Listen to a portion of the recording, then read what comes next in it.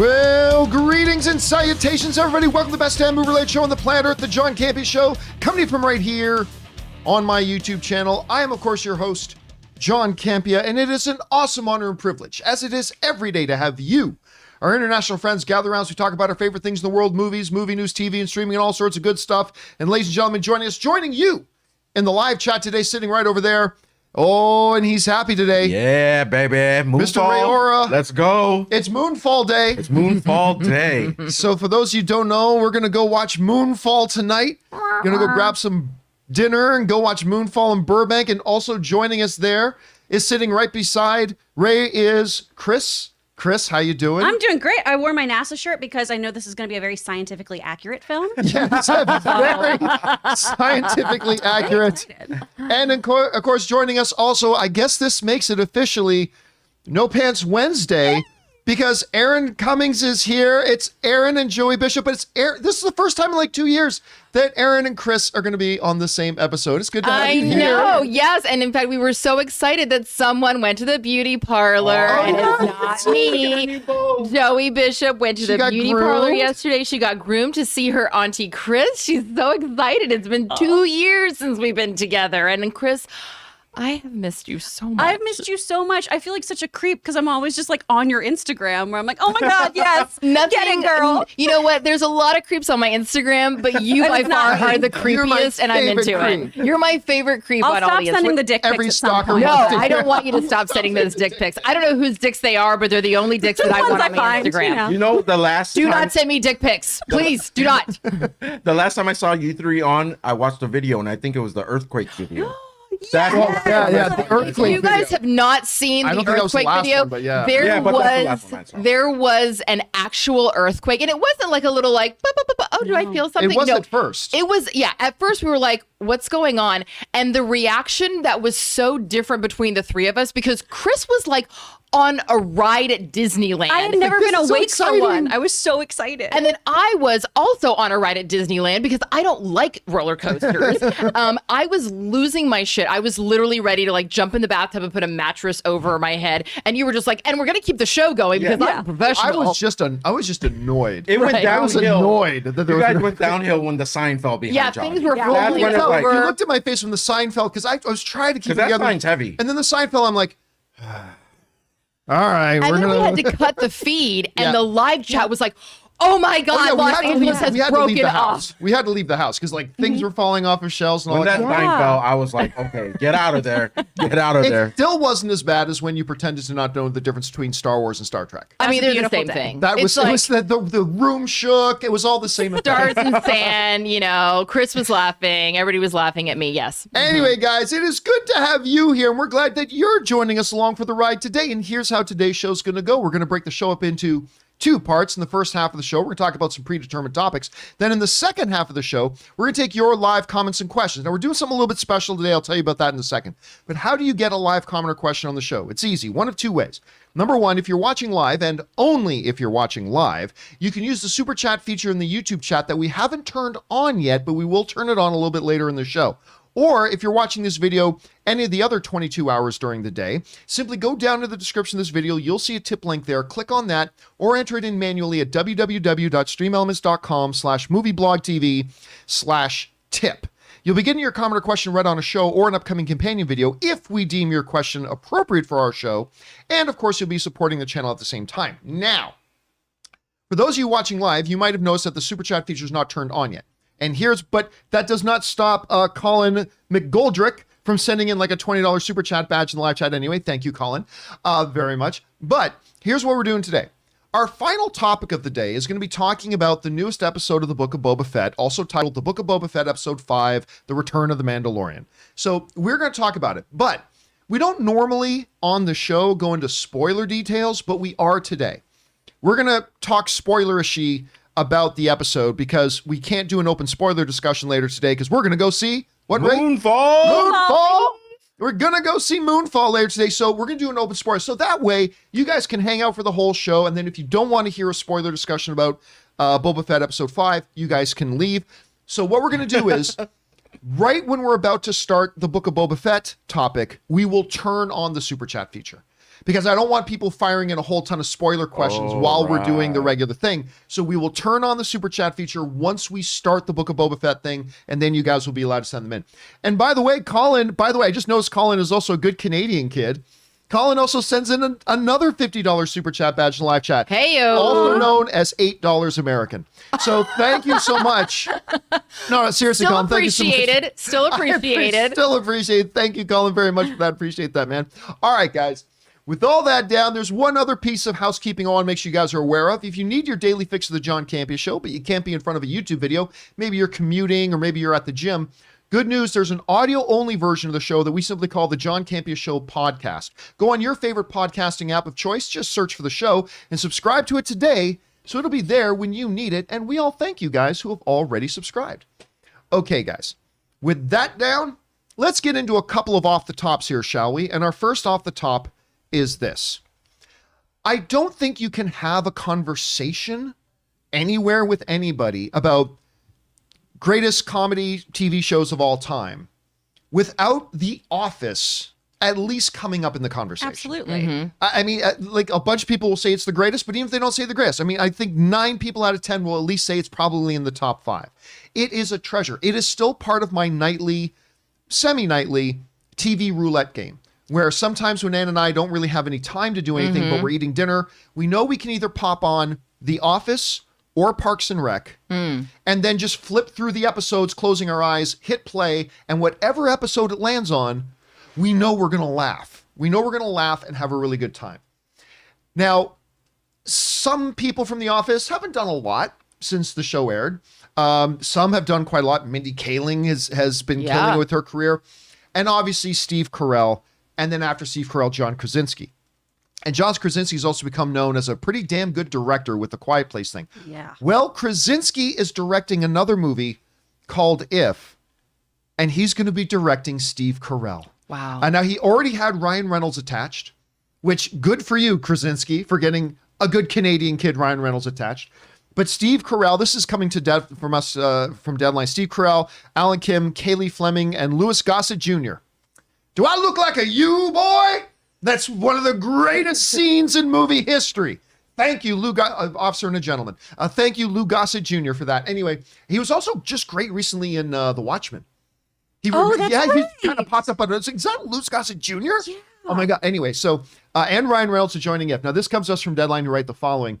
Fans of The Office look to be getting a long-awaited reunion as Steve Carell is set to join former Office cohort John Krasinski in the Quiet Place Helmer's next directing gig, If, at Paramount Pictures. Alan Kim, Kaylee Fleming, and Louis Gossett Jr.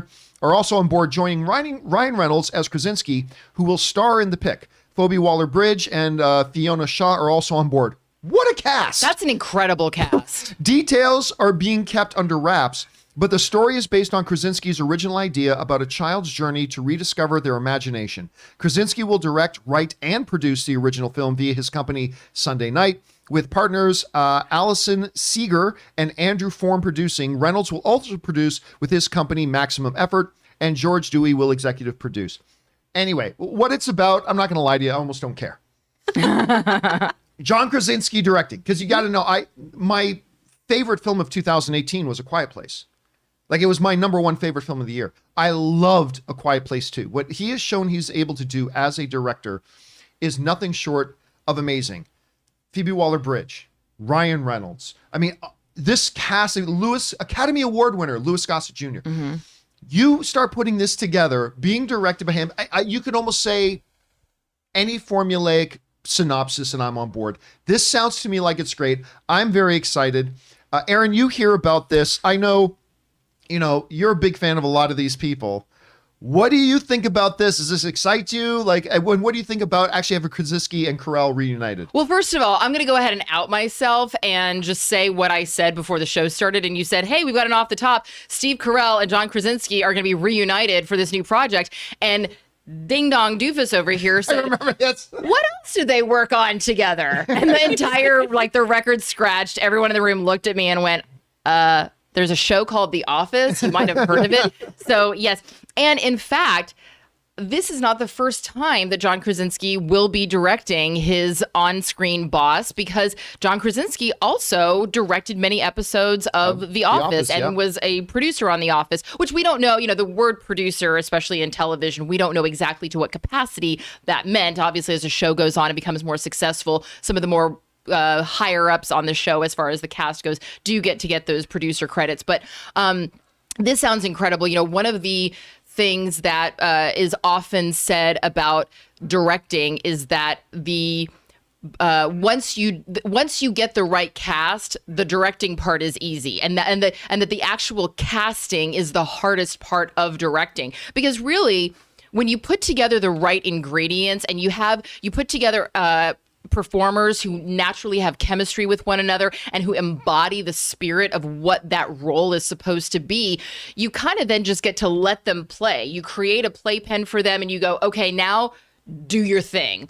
And that's when the magic really happens. So I'm thrilled that John Krasinski, not just as an actor, but also as a director, is able to put on both of those hats and know who the right people are for those roles. It's going to create that magic. And I think that we're really going to see that happen.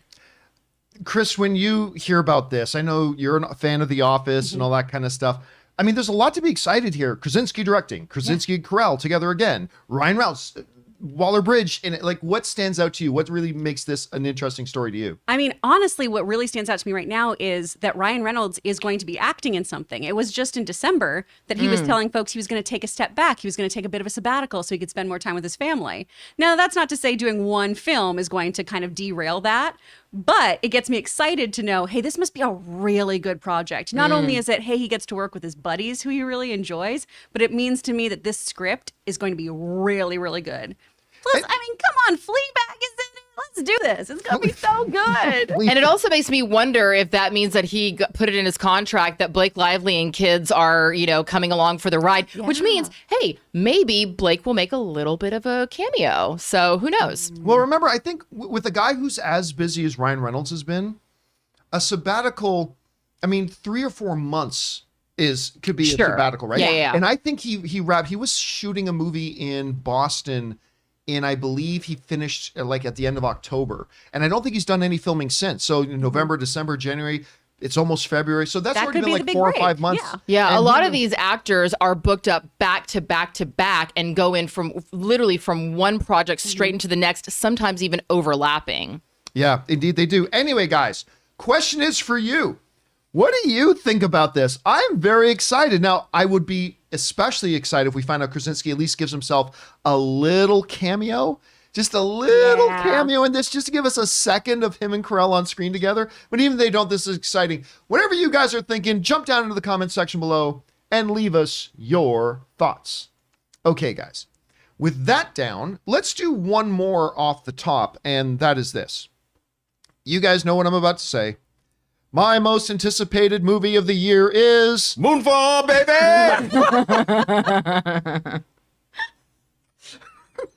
That's not it? What are you going to do after today? Why even going? After today, it's only going to get worse. He's going to double down on that. That's fair. For sure. Okay, sorry, let me rephrase. Personally, my favorite, most anticipated movie of the year is, of course, The Batman. That is the one. There's several others I'm really, really stoked about. The Northman, I can't wait for. Cyrano, can't wait for. Thor, Love and Thunder, can't wait for. A lot of them. But it's The Batman. It's The Batman all day, every day. This is what I am most excited about. This is the one that is perfectly set up to truly break my heart. And it's not great because I'm expecting that it will be great. They have been amping up the marketing this. We said the other day that this is the mark that is signaling to us they're about to really put the marketing in overdrive. We're going to start seeing a lot of TV spots and still images and posters and all this kind of stuff. And sure enough, we've been getting a regular diet of stuff over the last couple of weeks. And today, the newest thing dropped, which is they've dropped a new official poster for the Batman. And we get a pretty good look at Paul Dano as Riddler, wrapped up in the mask. We get a little shot there of Colin Farrell, of course, Zoe Kravitz, and there's the poster there. And I do really my favorite thing about this poster is that little question mark that is also double functioning as a target, like a scope target. Like the Riddler's got you in his sights. That to me is honestly the most interesting thing about this poster. Otherwise, not a terribly creative poster. Yeah. I mean, to be honest with you, Yeah. it's still my most anticipated movie of the year. Make no doubt about it. Floating head poster. I mean, it's a little bit more than floating head. But like, look, if you cut off the poster to just this part, you just cut off the poster that, I think this is a fabulous poster. Well, and that's the first image I saw too. And went, ooh, okay. The rest of it, and I say this as somebody who's not good at Photoshop or anything. I'm not artistic. The rest of it feels a little fan made. If I'm being kind of honest. It honestly does. Like this kind of looks like maybe it could be a fan. Now remember, Matt Reeves is not the one who made this poster. Oh, absolutely. The filmmakers are not the one who made the posters. I keep telling people this all the time. The reason I don't get terribly excited about posters in general is because posters do nothing to make a movie better or worse. Exactly. It can affect your anticipation for a movie, but if this is the worst poster in the world, then it's not. But if it was the worst poster in the world, I know it has absolutely no bearing on how good or bad the movie is. Yeah, 100%. If it was the best poster in the world, it would have no bearing on how good or bad it is. But again, this to me is a tale of two posters. There's the bottom half, as is dating life, right? There's or a date. There's the bottom half and the top half. The bottom half is where... Okay, whoa. I'm going to need you to pump the brakes and rewind. Pause, rewind. Explain what are you... The bottom half, which is clearly not wearing relationship, the bottom half of a relationship. I'm talking eras. I don't know what you freaks are thinking about. I'm talking about eras. Anyway, getting back to the poster. The bottom half is all action. Any of that meant. The bottom half is all action. Right? You got the flames, the back. We do not get it. Not all action. Yes, we clearly know where John Campea is looking when he's dating. He's either dating the top half of you. He's interested. It's intellectual. It's getting to know you. He wants to know what you're feeling and thinking. And then there's the bottom half, baby, which is all action. John Campea is not dating you for the top half. He's dating you for the bottom half, baby. He wants that bottom half action. Let's make a poster about that, Ray. Get on that. Yeah, I'm on it right now. I want a John Campea dating bottom half poster. Now I remember why we haven't done this in 2 years. Okay. The explosions, the fire, the car, the target. That's what I meant by the accent. Squirting. The question mark, all that kind of stuff. But then, and again, at the top half, then you get into the Photoshop stuff. Although, unmask the truth. I am loving... I think it was you, Chris, that were kind of mentioning that you were digging like even the font that they were using, or it might have been you, Aaron, talking about the font they've been using. I love the font. Unmask the truth. Like, I think that looks pretty cool. Anyway, Chris, you did have a chance to take a look at this poster. What do you think about it? Does it do anything for your anticipation of the film? I mean, not really. Again, I like the bottom half like you were talking about here. It does look neat. Aaron, calm down. But for the most part, yeah, it's just kind of not really doing anything else for me. The actual footage is what gets me excited. You know, that funeral scene like we talked about the other day. So That's the stuff that I'm pumped about here. Seeing Colin Farrell in his Richard Kind costume, that doesn't really do it for me. Deep cut. Yeah. It should have been Richard Kind, you cowards. Do it. Give me the Richard Kind cut. But yeah, I mean, when I think about movie posters too, a lot of times is this something that I would want in my house? Is kind of how I view them. Yeah. And that's really all they have on my viewing of the film is, do I want that as a piece of art in my home? It doesn't, like you were saying, affect how I'm going to view the actual movie. Right. Anyway, you know, Aaron, you have a chance to take a look at this. What do you think about the poster? Do you like it? Do you not like it? Is it a poster you would hang in your house? Well, I mean, it doesn't have Aaron Cummings in the poster, so clearly not. Yeah. But, so no, it would not be a poster that I would hang in my house, because you've been to my house. I have. And you know that the only posters that I hang are posters that I am in. Seriously, I have an ego problem. But no, I actually disagree with you guys as far as top half, bottom half. I think the bottom half is more interesting because it leaves That's a little what bit we're more. saying. Oh, I thought you were saying you would like the top half. No. Of the The top better. half is a little bit more generic. The bottom half were the Yeah. flames. Oh, and okay. The car. I misunderstood that. Yeah, because like the top half, it seems to me like the poster for a really bad B movie where like stars go to die. And so, you know, it's like we'll have Hercules was the name. Sorry. Yeah, Hercules. Kevin Sorbo? Yeah, literally. Right. It's like we have Kevin Sorbo, and I would say Eric Roberts, but now I'm watching him on Righteous Gemstones, and he's fucking brilliant. But it's like you literally have those typical actors that you see in this movie where you're like, what is this? And how did this get made? And then you go, oh, because maybe like someone in some random country that no one's ever heard of decided to spend money to like, get a random star. Is this making sense? It's not. But what I'm saying is, yeah, the top half just looks like they just threw together a bunch of random, actors that were famous 20 years ago. And also, I agree with you on the Richard Kind. I'm glad that you said that, because why? I appreciate the fact that Colin Farrell wants to expand his horizons as an actor. And I appreciate the fact that he doesn't want to be chalked up as just a pretty boy. But let's face it, Colin, you are a beautiful human being and you got to just live with that reality. We don't want you uglying yourself up, because there are ugly people who already look like the Penguin who should be playing these roles. This should have been my breakout role. Paul Giamatti. Should have been my breakout role. John Campea. Where's the Campea cut? Where's Cowards. the Campea Penguin? Right, but that's what I'm saying is like Colin, there's so many roles you can play. Why are you taking roles away from actual unattractive people who could be playing these roles? So Matt Reeves comes and knocks on your door and says, I want you in my Batman movie. I think 99% of actors say, I'll play anything. I'll play Clayface. Yeah. You want me to play Clayface? I'll play That's Clayface. I mean, Bradley Cooper's doing the voice of a freaking raccoon. No, I'm not saying Vin Diesel's doing the voice of a tree.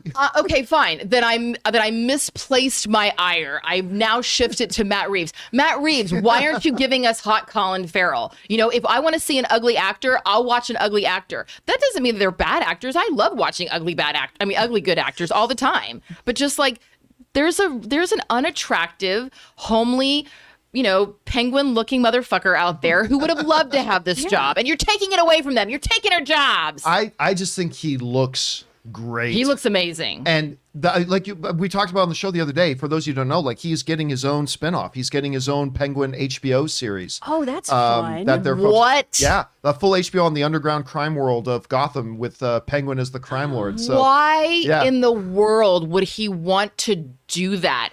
That amount of time in the makeup chair for an entire season. That's what I'm saying. No, I'm not saying he shouldn't want to do that creatively. I'm not saying financially it won't be a beautiful thing. But I mean, if you go back and you look at the behind the scenes for movies like The Grinch, the amount of actual film time that they were able to get was so small. And that's why the filming took forever, because he was in the makeup chair for like 7 hours a day. Ray, I got to ask you, because you're our graphics guy. You're the one who puts these images together for us every day. I got to know, what's your thoughts on the poster?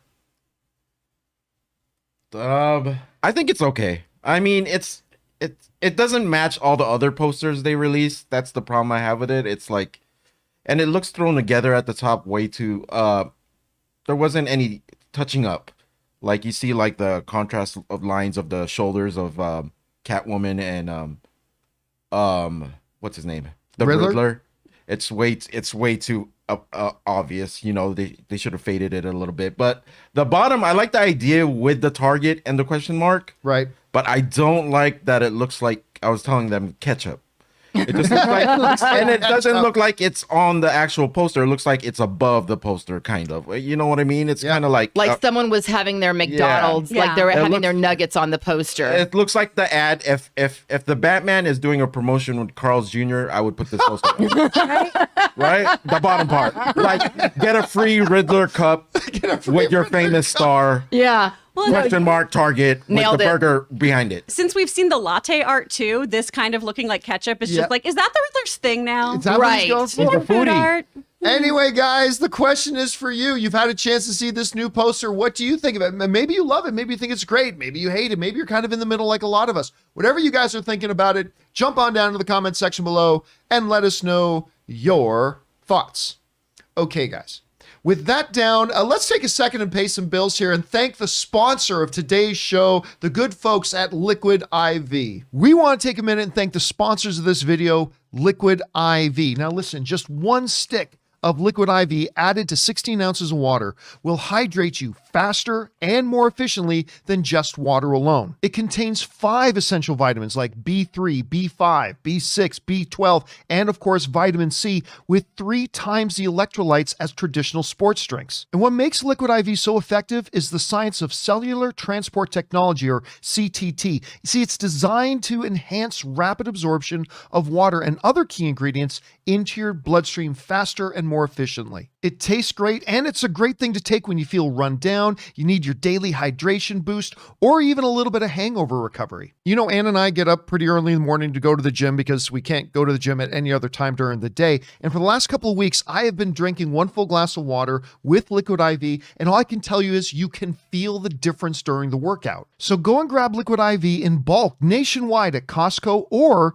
you can get 25% off when you go to liquidiv.com and use the code CAMPEA at checkout. That's 25% off anything you order when you use the promo code CAMPEA, that's CAMPEA, at liquidiv.com. Experience better hydration today when you go to liquidiv.com, and remember, use the promo code at checkout, CAMPEA. And we thank again the good folks at Liquid IV for sponsoring and supporting the John Campea Show. Guys, remember, once again, if you want to go and get yourself some Liquid IV, and it's great if you do because that supports the channel, but make sure you use the promo code CAMPEA at checkout. All right, guys, with that down, let's move into our main topics here today, shall we? And how do we select our main topics here on the John Campea Show? Well, it's really rather simple. You see, you guys come up with our main topics. Whenever you come across a big topic, issue, or story that you guys feel we need to cover as a main topic on the show, just go anytime 24/7 over to www.thejohncampeashow.com/contact. Once you guys get there, you're going to see a form. Fill it out with your topic or question. It's absolutely free. Hit submit, and then maybe, just maybe, you might see your submission featured as a main topic here on the John Campea Show. With that down, Chris, what is our first main topic today? Topic 1 is coming from Box Office Fan. The Rock has went online and says he is playing in an upcoming video game movie. He won't say the name, but says it's one of the baddest, greatest games he has played for years. So, John, what game do you think it is? What do you think of this? All right, thanks a lot for saying that in, man. And yeah, listen, the de facto, there's no argument. The biggest movie star in the world is Dwayne "The Rock" Johnson. Mm-hmm. There's no doubt about that. I'm not saying he is the best actor in the world. I'm not saying he carries the most, what's the word, veritas or whatever the word you want to use, walking around with it. I'm not saying any of that. I mean, he's not a Leo DiCaprio, whatever. But when it comes to pure star power, he got charisma, and drawing power, nothing comes close to The Rock. We joke about it, but it is true. He is franchise Viagra.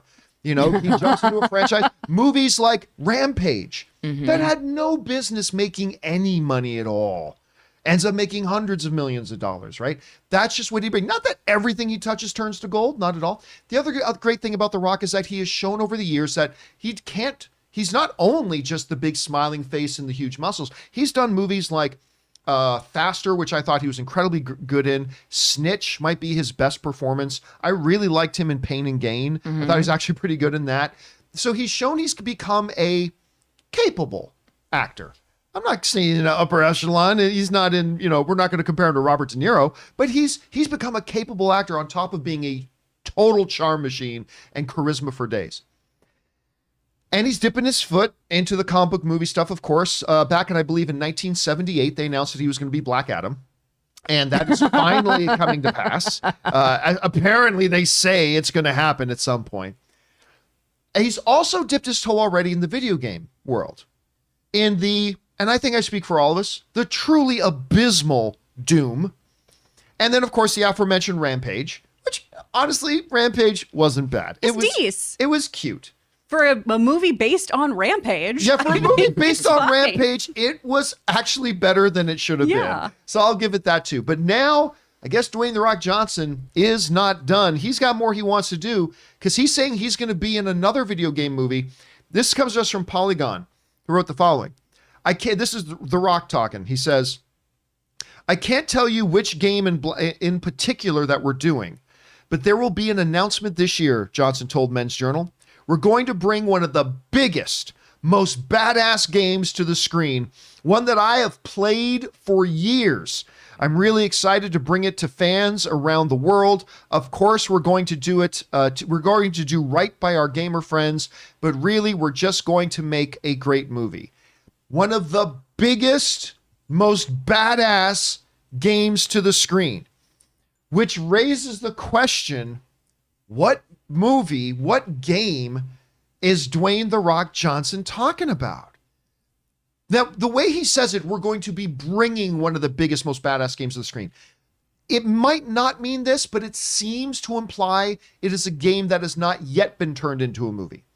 So I would say we can cross off the list Doom. We can cross off the list Assassin's Creed. We could cross off the list, I think, Halo, since Halo's got that TV series coming. We can cross off the list Sonic. I think it's safe to say Dwayne "The Rock" Johnson is not going to star in the next Sonic. But it raises the question about what game could it be? I have a couple that I want to propose could be that game. This is going to become the next big thing in Hollywood. Like everyone's like, who's the next Batman? Who's the next Bond? Which video game is Dwayne "The Rock" Johnson doing? I want to suggest a couple of potential options here. Option number one, Fortnite. Because here's the thing about Fortnite. Fortnite is absolutely one of the biggest, most predominant games out there, and it's been very dominant for a number of years now. So that fits into that category. There has been no movie about it, so it fits into that category. I know Dwayne "The Rock" Johnson. There was that behind the scenes thing a couple years ago with him playing Fortnite, right? I know Dwayne "The Rock" Johnson has played Fortnite. But here's the key thing about Fortnite. Fortnite doesn't really have any discernible narrative. So you can literally walk in there and write and make almost any movie you want, as long as it kind of centers around a bunch of people being dropped on an island and have to fight their way out. I mean, then it's kind of like Hunger Games or Battle Royale or Lost or Squid Survivor. Game or Lost Survivor. I mean, so that, but you can actually write your own thing around it and you're perfectly fine. Dwayne "The Rock" Johnson doesn't even have to be one of the more recognizable characters from the game. You can literally make him whatever you want. That gives him a lot of flexibility. So that's one game that I had in mind. What I was mentioning the other one before. Oh, the other one that I was thinking a little bit, and I thought of this before Ray made this graphic, and I have to bring up this graphic so you guys can see what it is we're talking about. If I can find it. There it is. This is the game that he could be talking about right here. We could be Not anymore, though. we could be talking about God of War. Now, I will admit, when I think of that, Dwayne Johnson's not the first guy that I think of, but he could do it. He could do it. By the way, Ray, this is an amazing graphic. It actually is. Did this. It's a lot better than the Batman poster. It's better. This graphic is better than the Batman poster. But I mean, it could be that. You get him to act the right way. You get the right young actor to play alongside him as his son. You do all that kind of, I mean, that could work. So my top two right now, as far as what I'm guessing the game could be, would be Fortnite and God of War. I don't know. I have no insight to any of this. Ray, what do you think? The chat just nailed it. Like, after they mentioned it, I'm not even mentioning any of the ones I thought about. It's Gears of War. That's what I was just looking up too. Oh yeah, Gears of War is so perfect. I meant it would be an awesome movie. Chainsaws, monsters. What I thought last night was, it could have been Mortal Kombat 2, which the chat is bringing up because it just got confirmed. Right. We'll talk about that tomorrow on the show. Yeah, he could play a bunch of characters from there. And also Skyrim was in my head. Skyrim's a good one. That's something, yeah. And then you got to think about, is The Rock saying he's played it for years, or he's just saying he played it for years just because he signed on for the movie? So I was thinking, he better say it. I was like, what would The Rock play?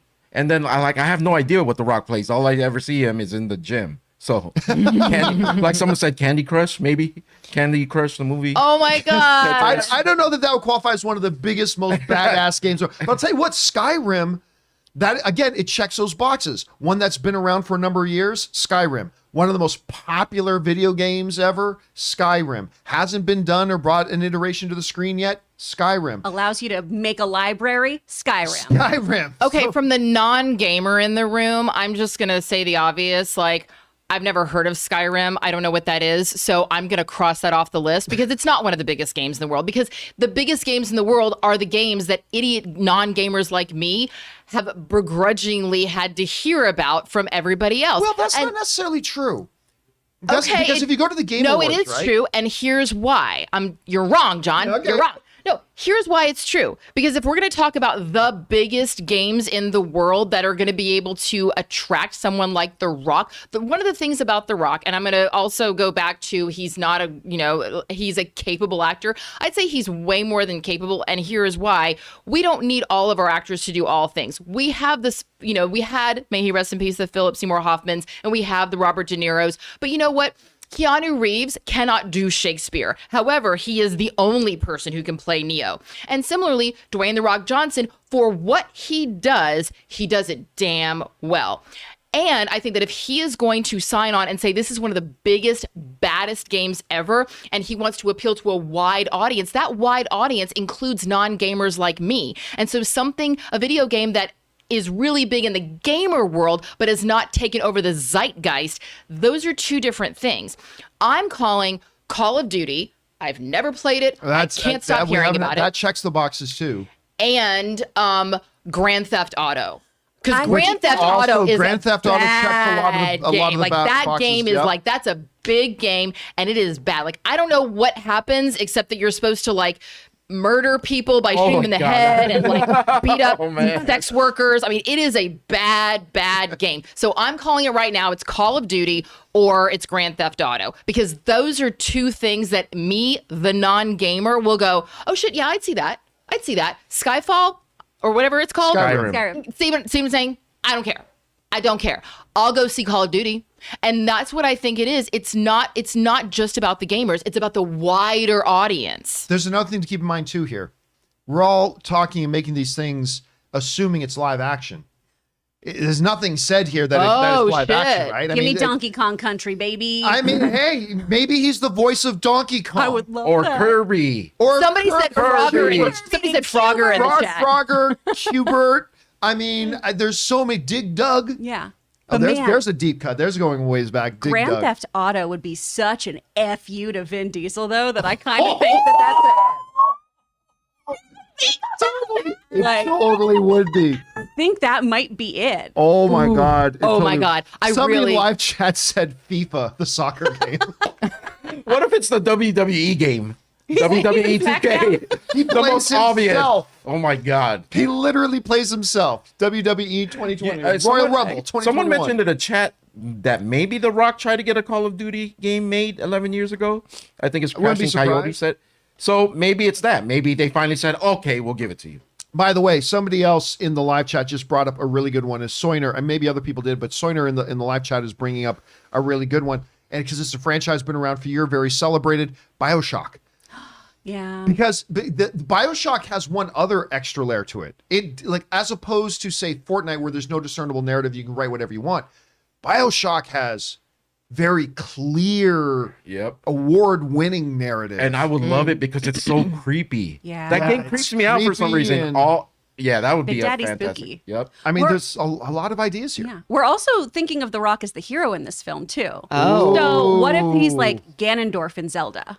Because I would watch that too. I want to. No. You just picked up. I want to see him as Wario. Oh. Or Waluigi. No, that's it. I want him as Waluigi in the Mario movie. There's an upcoming Mario movie. He's going to be Kevin Wario. Hart can be Wario. Kevin Hart could be Wario. Anyway, guys, the question is for you. What do you think about this? Dwayne Johnson saying we got an announcement coming this year. So he's announcing an announcement. So it's got to be something really large. Saying it's one of the biggest, most badass games, and he's bringing it to the screen. What game do you think it is? Call of Duty, Gears of War, God of War. Could it be a Fortnite? Could it be something? Could it be animated? And I really hope it's not animated because he's getting my hopes up here for something really cool in live action. Whatever you guys are thinking about it, jump down into the comment section below and let us know your thoughts. All right, guys. With that down, let's move on to main topic number 2. Chris, what is our second main topic today? This is Luke Stockton writing in. There's a lot of excitement surrounding the upcoming Moon Knight Disney Plus show, and I myself am thoroughly excited for it. Yesterday, it was reported by Joe Blow that the first trailer hit 75 million views within the first 24 hours. Other than Falcon and Winter Soldier, this is the most viewed Marvel Disney Plus trailer in 24 hours yet. What does this tell you about the excitement level for this show, and why do we think think it is this way, that a character not many know about is having so much excitement to have a show. Will the show live up to the anticipation? All right, thanks a lot for saying that in, Luke. And listen, I gotta tell you, this is a number that came out that caught me by surprise. Now, I put up, I remember on my Twitter, before the Moon Knight trailer came out, I said, is it just me, or is this like the most hotly anticipated Disney Plus show, that at least from the Marvel end, that we've had yet? Like, I'm feeling a lot of excitement from people about this. And sure enough, the trailer comes out, and it has done dynamite business. Now, of course, we've already got people talking about, because once they cast Oscar Isaac in it, it was like, okay, you got our attention. And then Handsome Hawk, Ethan Hawke signed up for it. By the way, kudos to any of you who know that reference is from, for the Handsome Hawk reference. Like, big points to you if you know what that's from. But at any rate, Ethan Hawke signs up for it. A guy who a number of years ago said, comic book material's really not for me. Like, an actor, an Academy level actor, who has said comic book stuff isn't really for me. A script comes across his desk and says, oh yeah, I'll be in that comic book thing. Like, that then made a lot of people go, well, wait, what the hell do they got here? And then you felt this buildup. And then Moon Knight is a character most people had never even heard of, other than the ramblings of Robert Meyer Burnett going on about Moon Knight for years. Dude, I'll tell you what, when I was sitting in the auditorium at D23 a number of years ago, when they came out on stage, Kevin Feige came out on stage and he announced a bunch of shows coming, She-Hulk, Miss Marvel's coming. When they said Moon Knight, you could feel the tremor in the air from the erection that Robert Meyer Burnett was getting 55 miles away. You could feel it, because as soon as he said that, that's all anybody thought about was like, what is Robert Meyer Burnett doing right now that they announced a Moon Knight show? I need Q-tips to wash my brain out right now. I cannot get that visual out of my head. Oh my God. Ray, work on that. You're welcome, America. Oh, graphic? You're welcome. I'm on it. So there's this whole thing. But that even being said, I was still not prepared for how many people went and watched this thing. This comes to us from the folks at Joe Blow, who wrote the following. As reported by The Hollywood Reporter, the viewing numbers for the Moon Knight trailer show that the Disney Plus Marvel series are growing in popularity as the movies did over their first decade of release. Loki and WandaVision pulled in 60 million and 52 million views in their first 24 hours of their trailers, while Hawkeye came in at 41.5 million views because their trailers were not any good. Sorry, don't want to bring up that debate again. All three shows featured characters well known to the MCU watchers, so the fact that Moon Knight's views are holding their own against those series is a solid indication of the anticipation surrounding the upcoming show. The only series ahead of Moon Knight in 24-hour views is The Falcon and Winter Soldier, which pulled in 125 million views, but that is because it premiered its trailer at the Super Bowl. Yeah. So you have WandaVision, Loki pulling in 60 million, 52 million, 41.5 million for the Hawkeye series, but 75 million views of the Moon Knight spot prior, only outdone by a show that dropped its trailer during the Super Bowl. That is ridiculously impressive. And here's the thing. I would normally say that I would attribute this to the fact that the Marvel shows are gaining popularity, right? But what out of that list that we just read had the lowest amount of trailer views? Hawkeye, the most recent one. So it's not just a matter of momentum. There is something special about this character, and I think this spot, because I think a lot of people saw the spot and then were like, we got to share this with our friends. Yeah. We got to tell our friends to go watch this. This looks pretty damn cool. And people went to go and they watched it and people liked it.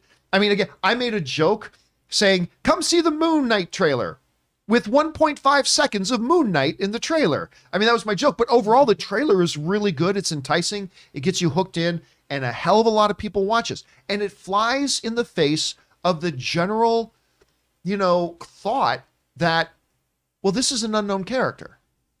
Nobody at home knows who Moon Knight is.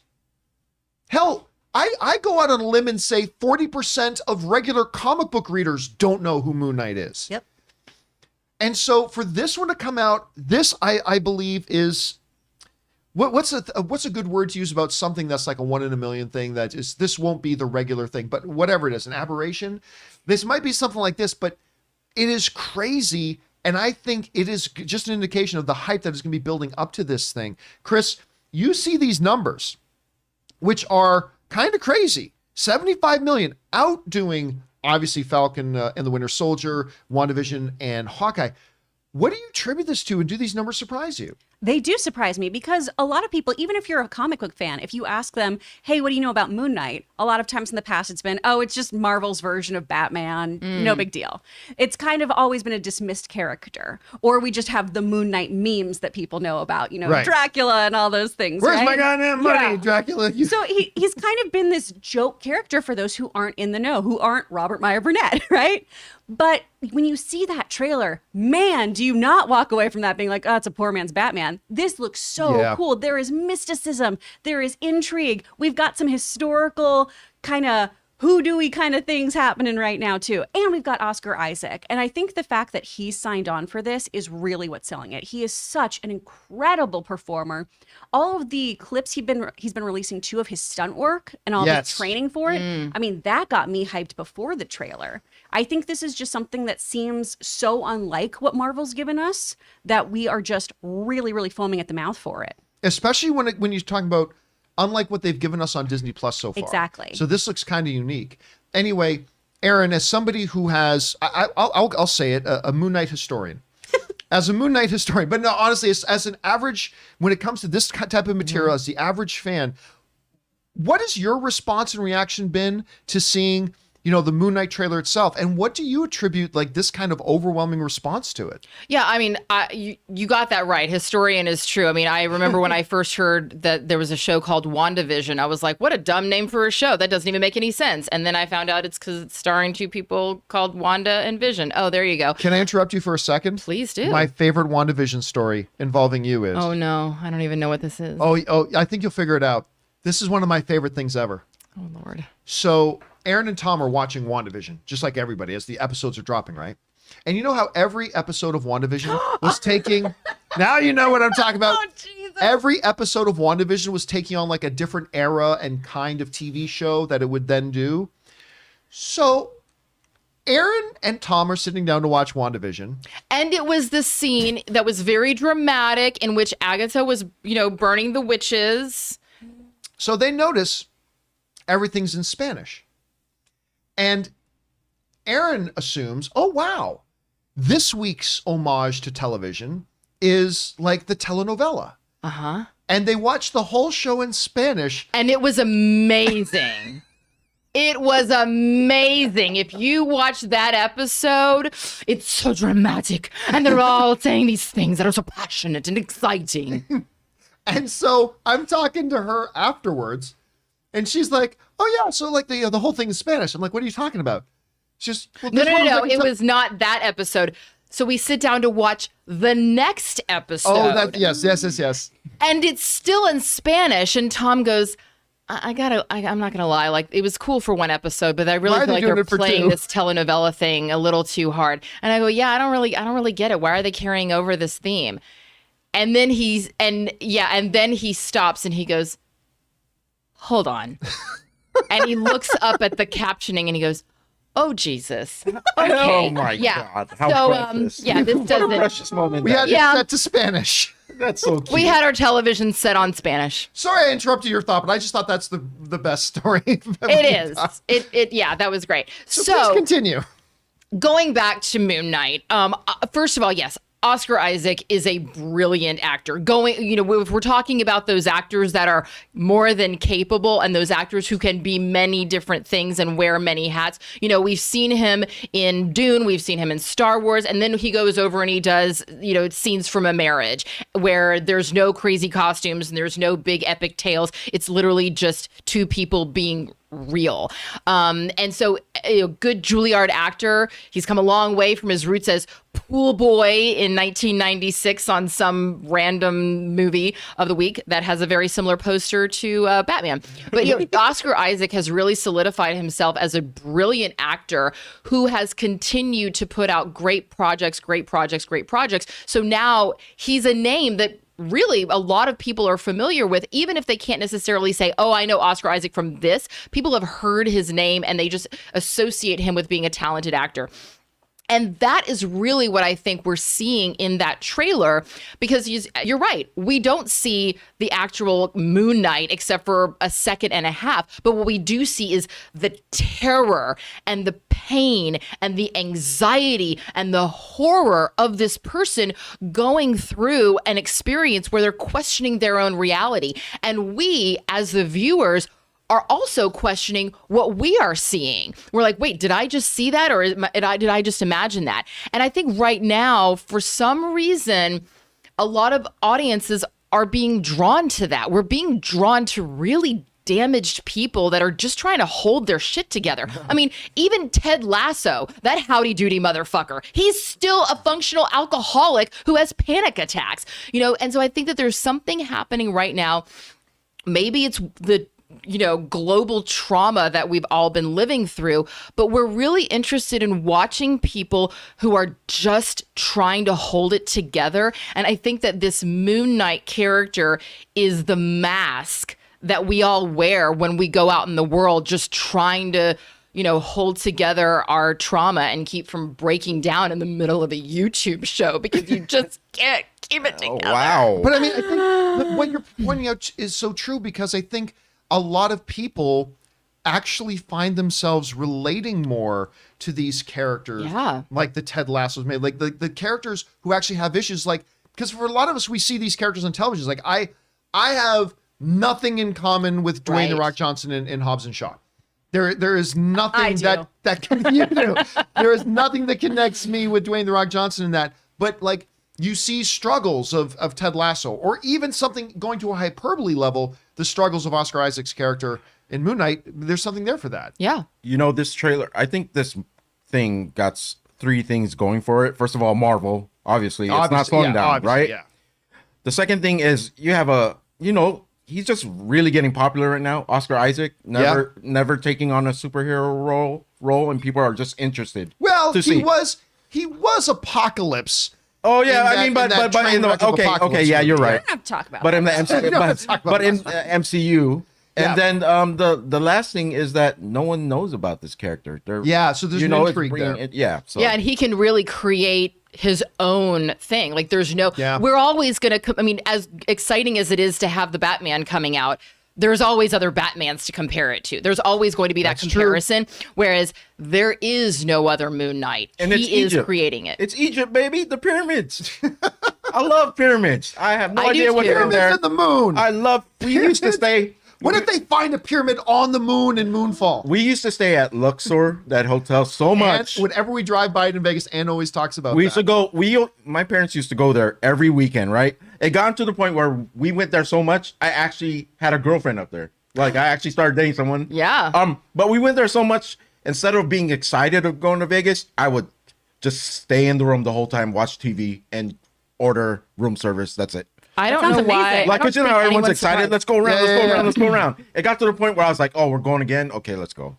So you went to the Luxor specifically because it is such an accurate representation of what life is like in Egypt. Egyptian culture. At the time, it was the coolest looking hotel there, I thought. It was. Well, it still has that beam of light that I can't remember how much it costs in electricity they say every day. But you only get to experience it from the outside. Yeah. Once you're inside, that's why you stay in Excalibur. I will say, when you do go into Luxor, it is pretty cool being inside that structure, because you see all the way to the top. The whole thing is shaped like that. I know, that's and so I've never scary. really been in a structure like that. It's actually pretty cool. You know what else is a cool hotel? Caesar's Palace, which is where we're all going to be staying when we go this year for CinemaCon. Yeah. Oh, I didn't tell you that? That's where we stay? Oh, yeah, we stayed at Caesar's Palace. I've already told Tom. We're getting off track, guys. Come on. We're getting off track. I gotta cut these later. Okay. So anyway, guys, the question is for you. What do you think about this whole idea that Moon Knight got like 75 million views, only topped by another MCU show that happened to drop its trailer during the Super Bowl? I mean, almost doubling people who watch the Hawkeye trailer, like for a character we've never even heard of. What are your guys' thoughts on that? What do you think attributes to it? Jump down into the comment section below and let us know your thoughts. Okay, guys, with that down, let's move on to main topic number 3. Oh, and by the way, well, we'll get to that in a second. Chris, What is our third main topic today? Our third topic today is all about Boba Fett. All right, this is from Inexpensive Bounty Hunter. Hey, John. That's great. Like you, I haven't been feeling the Book of Boba Fett show yet. I keep tuning in, though, because I have hope it'll find its flow and really pick up over the last 3 episodes. If you get to this Wednesday, what did you think of the 5th episode? Did it get the show back on track, or is it becoming clear that the show is destined to be a disappointment? All right. Thanks a lot for sending that in, man. And by the way, since we are now on this episode, this topic of the show, I will let you guys know that we, unlike what we do on normal episodes, we are going to go into spoilers about episode 5, The Return of the Mandalorian. We are going to go into spoilers on this. So if you haven't seen the episode yet, or if you really, really care about knowing what happens, then now's a good time for you to check out. Thanks for joining us here today. And guys, I have also opened up the super chat feature. So if you want to start sending in questions and comments about that, you can start sending that in on any of the topics that we talked today. You can go ahead and do that. I will leave it open for a few minutes until we start to get more than we can possibly manage to address. Okay. Book of Boba Fett, episode 5. I agree. So far, I have not been thrilled with the series. Couple episodes that I liked, couple that I haven't. You know, we're still kind of on that. It's still anybody's game. Going into the final 3 episodes, it's like, hey, this show could still go either way for me. Like, I don't think it's been terrible as some people have been saying it is, but I think disappointing, sure. But it's still right there that it can turn. If you have a solid final 3 episodes, this could be great. And then comes the episode titled The Return of the Mandalorian. Now, of course, we all knew at the end of episode 4, when the final, which is, I'm going to hire us some muscle. And then, woo, woo, woo, woo, then they play the Mandalorian music. Okay, so we all knew the Mandalorian. We all knew that Din was coming back in the next episode. Great. This episode, I have no qualms saying, is easily the best episode of the series so far. And here's the thing, it ain't just because Mandalorian is there. Too many times we fans, I include myself in this, is like, this thing's crap. Oh, quick cameo of somebody I know. Ooh, now this show is great. That's not the case here. This was a great episode. This had the tone, and it is not a coincidence that it was directed by Bryce Dallas Howard. Yeah. It is not a coincidence. Her episodes that she directed in Mandalorian were both fantastic. What she did here, I think, was magnificent. And you could feel it. You could feel it was her directing this thing. Like, everything from what could have been a silly interaction, like Din talking to the droid airport security, TSA agent. You're fired. Like, that could have been silly and ridiculous and kind of dumb. It very easily could have gone that way. But instead, you felt how hard it was for Din to separate himself from the weapons. Almost kind of embarrassing for him. And then, like, me and Ray are like screaming at the TV as he's taking out the Darksaber to put it in the container, like, don't separate yourself from that. Like, we're yelling at the TV, don't do it, because we all knew when it gets to Tatooine and opens up the thing, it's going to be gone. But it wasn't. So she kind of fooled us that way, right? Again, that scene, as it was written, could have come across as really silly, but instead it came across as exciting. And like, just opening a case and closing the case, suddenly there was tension and all that kind of stuff. And I thought it was great. But let me address a couple things that I've been hearing a lot of people online saying. Okay. A number of people online saying, how ridiculous is it that we had a Book of Boba Fett episode without Boba Fett? Fair enough. But I do want to remind people that it might have been the 3rd episode of WandaVision, 3rd or 4th, that didn't have Wanda or Vision in it. It all focused on the other side characters as they arrive to the town. It starts with them standing outside town and them discovering and doing the best. I mean, you did see Wanda and Vision in it, but only from clip flashbacks from the previous episodes. It built the world. Yeah, they built the world, right? So, and that was perfectly fine. So I had no issue. This is still the Book of Boba Fett, but Boba Fett's not the only character in it. And this was kind of a cutaway, because once the Mandalorian shows up, we need to know, why is he there? How did he get here? And what was his set of circumstances that drives him to this moment? And what's his motivation? This episode sets up all of that. So now when we do see Boba Fett and Din together again, that's all been established and that's all been laid out. By the way, guys, the questions have been flying in like crazy. So I'm just going to only leave the super chat feature open for another minute. Then I'm going to close it off because it's been flooded. Anyway, So they did that. Also, some people saying, well, it says something about Boba Fett that the best episode isn't really about him. Well, yeah, but if you go back to The Mandalorian Season 2, I would argue that the two best episodes of Mandalorian Season 2, the main star wasn't Mandalorian. The main star was Boba Fett in the one episode, and the main star was Luke Skywalker. That's the one everybody talked about. Nobody talks about Din in the final episode of Mandalorian Season 2. And in that episode where Boba Fett shows up and starts wrecking fools, nobody talks about Din in that. They talk about that. So, yeah, this is a little bit more extreme, but I think the principle is still there, and I think the principle is still sound. So I'm okay with that. Well, it's also called The Book of Boba Fett. Yes, in a book of Boba Fett. Sometimes in a chapter you focus on someone who's not your hero. Yeah, so I was fine with that. I honestly was okay with that, the way they handled that. It was fine. This is still a chapter in this show, and it does go to the... Although, yes, it does feel like Mandalorian Season 2.5. Yeah. Not going to lie. But having to battle again for the Darksaber, meeting the Armorer again, coming across her because she's one of the most badass characters in this show. That was great. Him being told, you're no longer a Mandalorian. You're like, and you could feel how that stabbed him in the heart, hearing that. But we also now get his mission, his quest. We all knew that in Mandalorian Season 3, he was going to go back to Mandalore. Now we know why he's got to go back to Mandalore, because he's got to get back his Mandalorian-ness.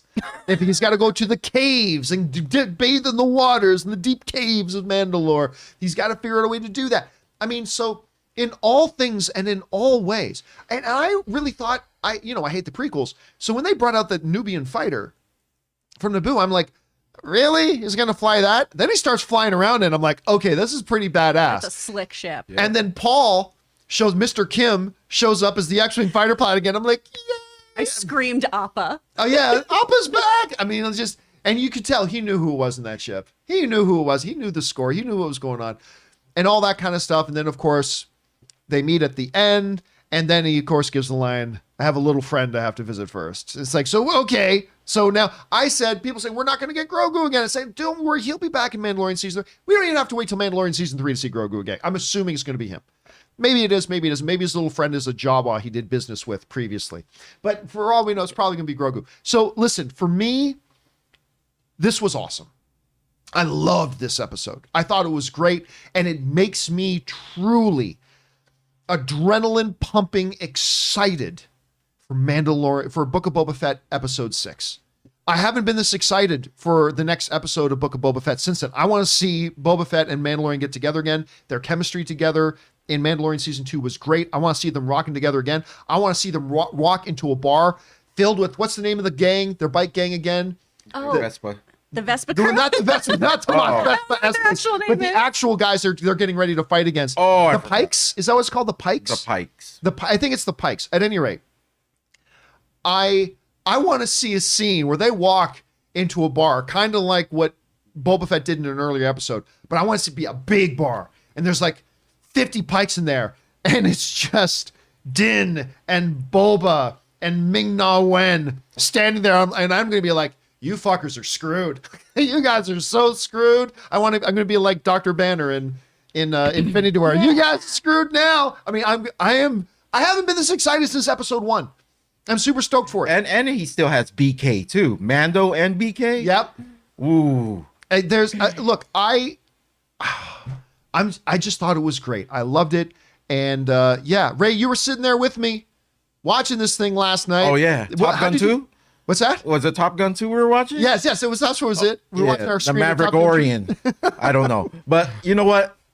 I think they were trying to kill two birds with one stone, I guess you could say. Setting up season 3, obviously. Yep. Yeah. But also, if Mando just appeared in Boba, like, people are gonna wonder, where did he come from? You know? So they told that part of it. Yeah, Boba wasn't in it, but you know what? I think it'll be helpful for the rest of the I agree. series. Yeah. I just can't wait for the last thing, whatever they're gonna do, because it's gonna involve BK, Mando, whatever muscle. That's enough for me, but they're probably gonna get other muscle, and it's gonna be all out war. I just can't wait to see what they do with it. Because add Black Chrysanthemum walking in beside them too. Yeah, it's going to be like a mini Endgame sort of war, I think, where we see each character profiled in like the specific thing that they do. We said it yesterday. It's going to be an Avenger Endgame's on your left portals moment. It'll be Boba walking in. You're not enough. Mando walks in, still not enough. But Boba will still do this Wen comes in the middle of the war. Yes, fighting like this. But guys will be flying out. And he'll just say, I am Boba Fett. I am and it Boba makes Fett. everybody stop And everyone quit. around them just falls over and dies. Like dominoes. Chris, you had a chance to watch this episode last night. What did you think about it? How did it hit you? I loved it. First of all, everyone needs to know that I am basically geriatric. I go to bed at like 9 p.m. And so I set an alarm to wake up to watch Boba Fett because I do like it. I like it a lot. I know it's been slow for some people, but I enjoy it. But man, this episode was just like off to the races. It was so good. We had Amy Sedaris in there, who I absolutely love. We got a BD droid, which was so great Yes, after which just the talking thing- about Fallen Order. Fallen Order. So that was great to see in there too. I loved all this. And I'm so excited about and I know I'm going to talk about the Mandalorian for a second. I'm so excited about the kind of emotional, spiritual journey that Din gets to go on now, because he has been around other Mandalorians who don't subscribe to all of these belief systems, yes. right? So this journey is going to be more of that of, well, they take their helmets off and I have a son basically who I need to go pick up from preschool. He's been there for years. Like, I'm so excited to see how this all pans out. And like you were saying, John, when we have that trio together, you know, when we've got Ming-Na, when we've got Boba Fett, when we've got Din, their fight scenes and chemistry is so fun. I'm so pumped to see that. And also, can we just give a shout out to the voiceover work and the body double work that goes into playing Din? Like all of those exertion noises and everything that he's doing, Pedro Pascal just really brings it in this nuanced, beautiful way. Pow, bang. Yeah, it's so good. It's so good. And then his body doubles, I think it's Brendan Wayne and something Crowder, excuse me, I can't remember his first name, but the work they all do together as this kind of trio, bringing that character to life, is just so phenomenal. And that armor looks sweet. Oh, it's so good. Oh, it's so good to good. see it. It's all slimmed down. It kind of looks like the new Batman suit, you know, the slimmed down version. It looked more mobile. That's what I like about the armor. It's like just constantly getting upgraded. Just little things here and there. Yeah. It looks sweet. I mean, I was like, wow, is that a mirror finish? Exactly. on it? But as soon as he steps in, like I just remember our buddy Ryan was watching with us. Right. As soon as he appears behind the plastic stuff and you just see the silhouette, and then Ryan goes, there's the spear, the Beskar spear Yep. is there. And what did she make? What did she make? It was a little heartbreaking to see that, where it was like, Yeah, no, me she's not too. there. It's so I cool. can't wait to see Grogu. Oh, He's going to be I'm so excited. flooded in the toy aisles. Yeah. Once again. Once Everything. Again. Yeah. And John, I know prequels aren't your thing, but going through that pod racing route too was so cool. Hey, listen, even I have to say, when we were watching it, I was like, because listen, I do not like the prequels, but I always find things that I appreciate in movies I don't like, and I love the Darth Maul, Qui-Gon, Obi-Wan fight. I love that fight, So good. but I love the pod race. I love the pod race. Okay, so that scene the was just mixture great for of you. visuals and music and sound design. I'll go on a record. The pod race in The Phantom Menace is the greatest sound design sequence in any film in cinematic history. The sound design of that entire race is incredible. Just put that scene on and just close your eyes and just listen to the scene happen. It's amazing. And when he started going through it, I'm like, well, number one, he's way too fast. He'd never be able to take those turns. Yeah, like that. he's cheating at this point. He's cheating. Yeah, He could pretty He's much using run cheat by codes. Star Destroyer. Yeah, he's Bye. like up, down, left, right. I like doing that. Yes. You know, people are also pointing out, did you notice the Halo ring? Yes. Didn't we And say I was that? like, what? Didn't we say that when the show was on? It's like, okay, so now it's a crossover with Halo. Yes. Let's do it. So that was all there. I mean, look, I thought it was great. Anyway, guys, Darksaber. We didn't bring up the Darksaber. we mentioned a little bit. Oh, okay, yeah, okay. The Darksaber being they had to fight for it again and all that Dude, kind of when stuff. he gets Yeah. control of that thing, how she was Once he teaching figures him, how to use it. oh my God, people are going to get wrecked for sure. He already wrecked people with it, not knowing how to use it. Yeah. Cutting fools in half. Oh my God, that was crazy. Oh, that scene right was off the bat. so good. Right off the bat, just laid out the dude and just cut him in half. Slice him right down. They didn't even try to make a deal with him. He was like, "Okay, I'm just gonna kill you now." No, he says, "Let's be reasonable. Let's discuss something." Okay, I can bring you in warm, or I can bring you in cold. Yeah, but I'm at like, that point, yes. when he had him on the table, he could have been begging for his life already, and he had Too But he late. didn't even ask him anymore. He just Nope. said, "Forget it." No, you had your chance, man. You had your chance. Anyway, guys, question is for you. What did you think of the Book of Boba Fett episode 5, The Return of the Mandalorian. Did you like it? Did it get you reinvigorated? Maybe it didn't work for you as much as it did for us. Whatever you guys are thinking about it, jump down to the comment section below and let us know your thoughts. All right, guys. We are now going to move over and start taking your live comments and questions that you guys were firing in there. But before we do, as we're heading into hour number 2 here, we are going to take just a couple of minutes, take a little bit of a break. We're going to stretch our legs. We're going to refill our drinks, give you guys a chance to run and use the bathroom, talk amongst yourselves. But as we do, we're going to throw it over to John from Earth 2 for a moment to talk about, an issue, a little bit of an issue about, Peacemaker comes out tonight. It's a big day for us. We're going to go see Moonfall, and we get to watch Peacemaker tonight. But it's not available anywhere in the world. Who's to blame, and should we be understanding? Let's hear about that from John from Earth 2. Ann Perkins. I love Parks and Rec references. Ann Perkins writes, one of two. I need Warner Brothers to hurry up and figure out a way many of us international markets can watch Peacemaker. I understand when it happens with theater releases given the pandemic, but this is streaming. I wish they had sorted this out before it released. Gunn said about a month ago on Twitter that they're trying to sort it out, but nothing has happened yet. The show is doing well, but imagine how much more it would be hyped and discussed if people in the UK, for example, could watch it too. Look, I understand, and I am very, very lucky and fortunate that I happen to live in North America. Living in North America means I get HBO Max and Disney Plus and whatever else the moment it becomes available. When Disney Plus launched, when HBO Max, there's still markets that they're not in. And that sucks. But believe that those companies desperately wish they could be worldwide right now. Like if Warner Brothers could just snap their fingers and Disney could just snap their fingers and instantly be in every single market, they would, but it's not up to them. There are territorial rights, there are license agreements, there are a lot of things that get in the way, and sometimes they just got to be patient. All I'm saying is that we got to understand that Warner Brothers wants to be where you are. Wherever you are in the world, that HBO Max is not available yet, Warner Brothers wants HBO Max available there. They want it, and they're working on it. It was the same thing with Disney when Disney Plus launched, right? Like there were many territories that Disney Plus was not available in yet when The Mandalorian came out. And The Mandalorian came out, and there were a lot of our international film and story, Star Wars loving brothers and sisters around the world who were not able to watch Mandalorian. Now, while I understand this, and I try to get my fellow film and storytelling fans to understand this as well, that believe me, if Disney could be there, they'd be there right now. Same thing with Warner Brothers with HBO Max. While I understand that, there is still one thing I don't get.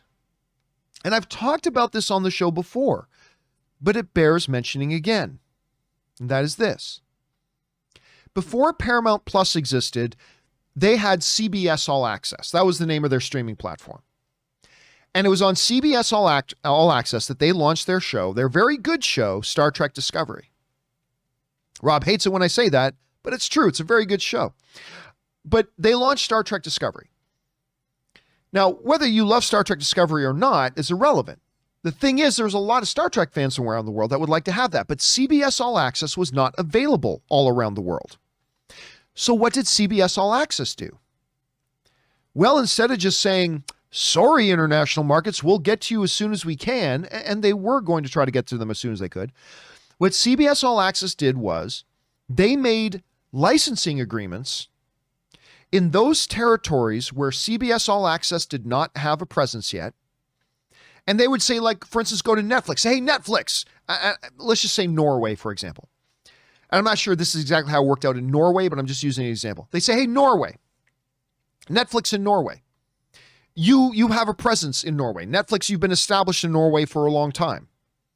So we've got this show Discovery that is a CBS All Access exclusive. But CBS All Access is not in Norway, and you are. How would you like to make an agreement where we'll sign a contract where we will give you exhibition rights in Norway, on Netflix in Norway, for a certain period of time, since we ourselves cannot show it there? And what CBS All Access did was, maybe they couldn't have CBS All Access everywhere, but they made sure a lot of territories that couldn't see Star Trek Discovery could see it on other platforms that were already there. I do not understand why Disney, when they launched Mandalorian season 1, were not willing to make such a deal, limited term deals, so that their fans around the world could enjoy this new Star Wars show. I'm not completely sure why HBO Max, while not being in every territory, but have content that people around the world would like to see, why they're not making limited term deals with exhibitors that are in those territories to see these programs. That part I don't get. So don't be mad at Warner Brothers or HBO Max for not being in your country yet. They want to be there. They're trying. But do question Warner Brothers why they're not licensing out Peacemaker with a limited term and a limited license to exhibitors that are in those countries, so those fans can see what we're seeing here in North America. That part I wish they would get on, Ann Perkins. I really, really do. And hopefully, like, I'm loving Peacemaker, so fingers crossed you guys get to see it sooner rather than later. Thanks for writing in, Ann. Okay. All right. Thank you, Earth 2 John, for that delightful and insightful commentary. Anyway, guys, we now are going to move on and start taking your live comments and questions, so let's not waste any time and jump right into it here, shall we? We're going to get things started off here. That shouldn't be it at all. Hold on a second. Where's there it is. We're going to start off here with just mentioning some people who had sent in some super chat badges. Of course, Colin, we mentioned sent in those super chat badges. Thank you again, Colin, for that very, very much.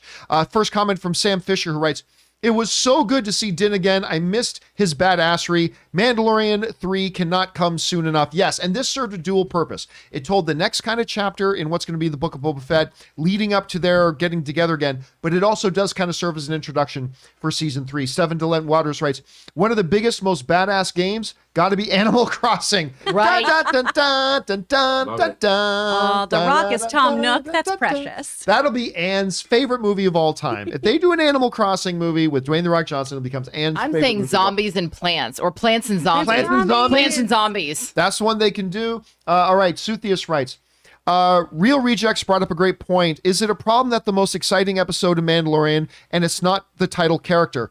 Again, I would suggest no. Because again, if you go back, even though Mandalorian Din was there, you go back to that episode that Boba Fett pops up in Mandalorian Season 2, he's the best thing about that episode. Boba Fett is the most exciting, best thing about that episode. You go to the final episode, Luke Skywalker was the biggest badass, most talked about thing about that thing, not Mandalorian. So if it's not a problem there, it's not a problem here.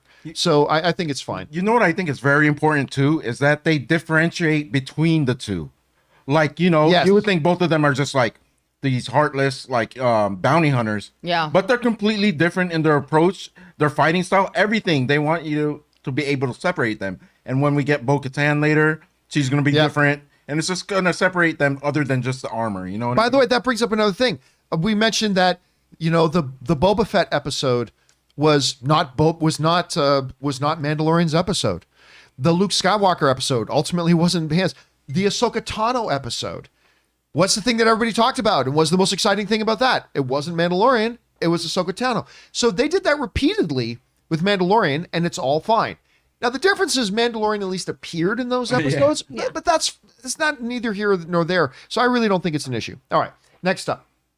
We got Andy writes, "Today is the second anniversary of Kobe Bryant's death. I didn't realize that. it is. May he, his daughter, and all those who died with him rest in peace. Miss you, legend." I still remember, you know, Ann and I, we were out. We had just got home. We pulled into our driveway. I was closing the door, and I looked over to Ann, who was just looking at her phone with this absolutely stunned look on her face. I'm like, "What?" She goes, "Kobe Bryant died." I'm like, "No, it's fake news. It can't be real." She goes, "No, it's on whatever website it was. Kobe Bryant died." And I still remember that. He wasn't my favorite basketball player, but you cannot underestimate the importance he had to the city of Los Angeles. Oh, yeah. We went down to the Staples Center when they were doing the memorial thing, and just the tens and tens of thousands of people there. Like, sports has a unique thing, like movies, has this unique thing to unite a city, unite a country. I mean, again, I talked about this before. You go to an NFL football game and you see people who are, you know, straight and gay, Republican and Democrat, rich and poor, standing beside each other, cheering together, high-fiving each other. Like sports can have that effect, like movies. And like when I was down there at that Kobe Bryant thing at Staples, it's like you just saw it. And Kobe was her favorite player. Yep. Mm-hmm. She has one of her favorite things. She has this picture of her and Kobe Bryant together. Yep. And it was a really big major thing. I didn't realize, and the fact that his daughter was with him. Yeah. I mean, It still hurts. I can't even talk about it without getting a little thing. So, yeah. I mean, there's still sucks. murals to. Yeah. They didn't touch him throughout all the Black Lives Matter thing, where they were things were just getting out of control. Nobody touched the Kobe Bryant memorial stuff. Yeah. He's the real king of LA. Yeah, he really is. He is. Really as much as you like LeBron, as much as you could say he's better than Kobe, whatever, this and that. Kobe was here for a lot longer. Well, I think that's also LA. a big thing. When you talk about sports, and one of the things that happens is, players get traded and players leave and players go for bigger deals and better money. And I'm pretty sure the Lakers were giving him a pretty good deal. So I don't want to say that there were other financial offers, but there always are. And when a player says, I want to stay here. And he did ask to be traded once. Yeah. And they refused to trade him. But he did stay. But ultimately he stayed. I thought he was bluffing. Come on, he was bluffing for real. He just wanted Shaq out of there at that moment. Oh, yeah, that might have been it too. So, all right. Yeah. Let's keep moving here. Next up, K Major writes, hey, John, how did you like the season premiere of Mandalore? Wait up, getting a call. It's not. You sure? Episode 5? Well, damn. Again, I get it. The thing of calling it, that was Mandalorian season 2.5. I mean, it's a fair thing to say because it really did all focus on him. Sam Fisher writes, I love this new episode, but it feels like this really should have been the premiere episode of Mandalorian season 3. Like Boba Fett episode 5 could have done something else entirely with the last scene included. It could leave everyone wondering, why is Mando on Tatooine? Where has he been? Then, guys, remember, if you're sending in multi-part stuff, please write it all out first and then post it all at once. Anyway, then Mando season 3 episode 1 could have been this episode, filling in those gaps. And then episode 2 could have been Boba Fett. Coulda, shoulda, woulda. No, this was the next chapter in the story of Boba Fett. Many shows will then tell the backstory about how many times have we seen a show where, and this happens all the time, where you're watching one episode and then somebody shows up at the end, and then the next episode is all the background on that character and how they got there. What they did was they told the next chapter in the book of Boba Fett, because Boba and Din are teaming up.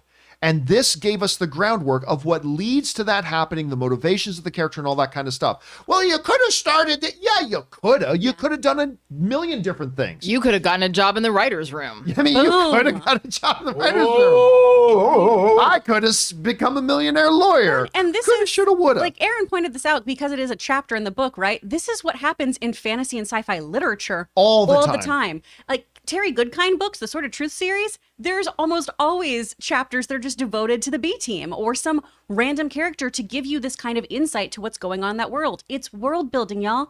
Calm down. It's going to be okay. Yeah, like there were episodes of The Growing Pains that were totally dedicated to Boner. I mean, it's like as the they bone. should. It's true, but again, this is an episode of the book of Boba Fett. Whether it focuses on the character of Boba Fett is a secondary thing.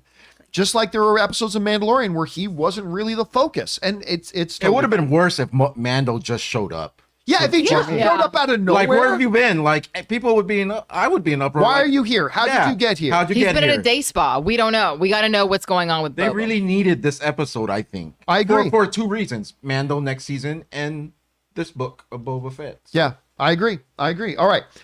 Next up, we go to... Sorry, now I got to run around here to try to find out where we were.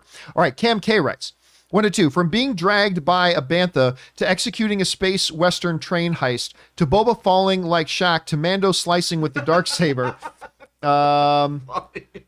to the Mos Espa Vespas to the N1 Starfighter pod racing scene to Boba haphazardly searching the Sarlacc for no good reason to the destruction of the biker gang. Man, this show has been a ride. I mean, listen, one of the things you cannot say now that we've moved past the damn flashbacks. One of the things you cannot say is that this show is stagnant.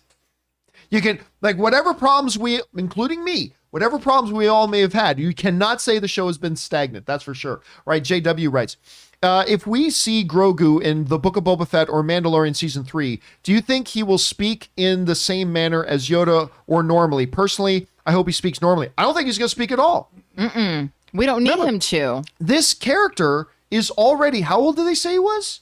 Several hundred years old, isn't he? Or no, 50s? No, 50s. He's in his 50s. Yeah. That means the progression is much, much, much, much, much, much, much slower than us. Yeah, if we saw a human baby that was kind of at that child that's just basically kind of walk, and maybe a year or two later, we might be hearing him saying his first words. But Grogu's species doesn't do that. So I'm guessing we don't hear him speak at all. Did we ever hear Yaddle speak in any of the extended things? No, we never heard Yaddle speak. Because I was going to say that could kind of clue us in if that's just a Yoda exclusive. Yeah, thing. I don't think. And by the way, I just want to point out that there is a huge problem in the continuity and the actual realism of this, because if Grogu actually was as young as they're saying he was, he would be needing his diaper changed way more times. And I know that as a new mom, my child is 2 months old, and all we do all day is change diapers. So if I don't, he's only shits once a year. Oh, okay. Well, there you go. I'm totally making that up, but that's no. I'm going to go with that. That sounds like canon to me, so I'll take it. All right. Next up, we go to Casey Mack writes, John, I just want to remind you to set your DVR because Resident Alien returns today. I didn't know that. I don't care. Yay! Alan Tudyk series Resident Alien. It was such a discovery. It was such a pleasant surprise. I mean, I heard about this show like the day before it aired, and I watched it and I'm like, oh my God, this is delightful. Now, granted, I'm a big Alan Tudyk fan. I had no idea. They have not done a good job marketing this because I did not know it comes back today. It's been hidden. I watched the first 2 episodes on YouTube, I think. What is it on? Sci-Fi. Oh, okay. And we're obsessed with Alan Tudyk in my home. Logan has a picture of him in his wallet as Wash. No. Yes, he carries this around. Doesn't have a photo of his wife. On the wind. That's fine. But he met him. I probably have told this story on the show before. Logan accidentally bumped into him at a Gelson's on his birthday when he was just going to get vodka, and he was having a really bad birthday. And he ran into Alan Tudyk and was like, "Hey, I'm such a big fan of you. Your character's really meaningful. This is probably weird. I keep a picture of Wash in my wallet." And Alan bought him his vodka and wished him a happy birthday. Oh my gosh, that is so nice. My two Alan Tudyk stories are neither as good as that one, but one is the first time I met him. I was at Comic-Con in the press area, walking by all the press rooms, and in one press room, I was walking by I was literally on my way to interview Robert Downey Jr. So I'm walking by the press room where they have, what is it? Buck and something versus evil. I can't remember the name of the guys in the live chat. Remind me, it's something and something versus evil. Gosh, yes, I love that this has movie. Alan Tudyk in it, right? Yeah. So I can't remember the name of it off the top of my head. Guys, Dale and Tucker. What's that? Dale and Tucker versus evil, which is a so cute good. little film. So I'm walking by the room, and I've got Chuck Norris with me. Literally, I had Chuck Norris with me. That is the name of my editor. Not the Chuck Norris you're thinking of, but the name of the guy who edited the anniversary. Yeah. His name is Chuck Norris. So Chuck I have a friend named Andy Samberg. Chuck was walking with me, and we see the sign. We're walking by that room. We see the sign. I go, this thing's got Alan Tudyk in it. I freaking love that dude. And I looked up, and Alan Tudyk just happened to be standing right there. You're kidding. With him, like I'm this face to face from him. He just smiles and he goes, and then walks into the room to go do the interviews he was doing. Wow. That was one. The second one. Ann and I were at a premiere, and we had somebody take a picture of us for us at the premiere, and we looked at the picture later, and Alan Tudyk had photobombed us. He photobombed us. That we didn't talk to him, but that was it. Great. So those I've got were a Hey the Chicken in my house. I love that. Damn, man. I'm so happy Resident Alien is back. I had no idea when it was coming back. Thank you for letting me know that, KC Mac. I really appreciate that. All right, Scotty H writes, good morning, everyone. Question for Chris. What is your favorite video game voice acting? Mine are God of War and Final Fantasy VII Remake. Love all that you do. So for those of you who don't understand this or know this, like Chris is a voice actor and a voice coach for all that. And she has appeared in a lot of this stuff. But what is your favorite voice performances in a video game? Oh my gosh. I just because I've played them recently, the Spider-Man games come to mind, just because those actors not only had to do all of the dialogue as is, but then also with the exertion of web slinging all over New York City. And that's amazing to me. I love that kind of stuff. Like I'm so obnoxious to watch voiceover things with like video games and animation because I'll hit people near me and be like, do you hear that breath work they're doing? Do you know how hard that is? You're the third dimension in this forum. That's so beautiful. Like Spider-Man right now is the one that I'm probably geeking out the most. And those Spider-Man PlayStation games are probably like those are up there in my top favorite Spider-Man stories too. The storylines on those are brilliant. I'm going to get Miles Morales later today. Or we're not today because I got too much room today. That you have? Yes, that you don't have right now. I'm the only person who doesn't have a PS5. I'm going to I bet you are an amazing voiceover coach. Thank you, Erin. I like to Do you do virtual coaching? Like if someone in another state wants to coach with you? I do it on Zoom. Okay, awesome. Yeah. All right, let's keep moving here. Next up, Stephen DeLint Wouters writes, loved episode 5 of Boba Fett. One question, though, why is the Darksaber so difficult to handle? Was this explored in Clone Wars or something? I don't recall, but I got to imagine not just anybody can pick up any kind of lightsaber and use it. Although, Obi-Wan handed it to him like an idiot. And so, I mean, really, when you think about it, Obi-Wan hands Luke this lightsaber, doesn't tell him anything about it. And I can just see Luke looking down the barrel, go, what does this do? And hitting the button. I mean, that was very irresponsible of Obi-Wan. Just want to point that out. But I think it gives us a character path now that Din needs to master. One of his conflicts is against the nature of the Darksaber. He's going to have to learn to handle it. All right, next up. Icy Fisher Tenacity writes, the Godzilla show should use cryptids. It's cool. I'm not quite sure I know what cryptids are. It's a cryptid. Cryptids? Yeah, anyway. All right, Anthony Martinelli writes, love this episode of The Mandalorian. Me too, Anthony. Totally did. Andy writes, Lionsgate should have hired Ray to do its marketing for Moonfall because his description of the moon attacking the Earth got me hyped to see it. I am telling you, the studios are going to start lining up. I was going to say, how do y'all know he's not being paid? There you go. They're all going to be lining up to contact me. It's kind of in the NFL. If you want to hire an assistant coach to be your coach, you got to get permission from the team first. Right. I'm going to have studios contact me, say, can we have permission to speak to Ray Ora, please? And I say, no, F you.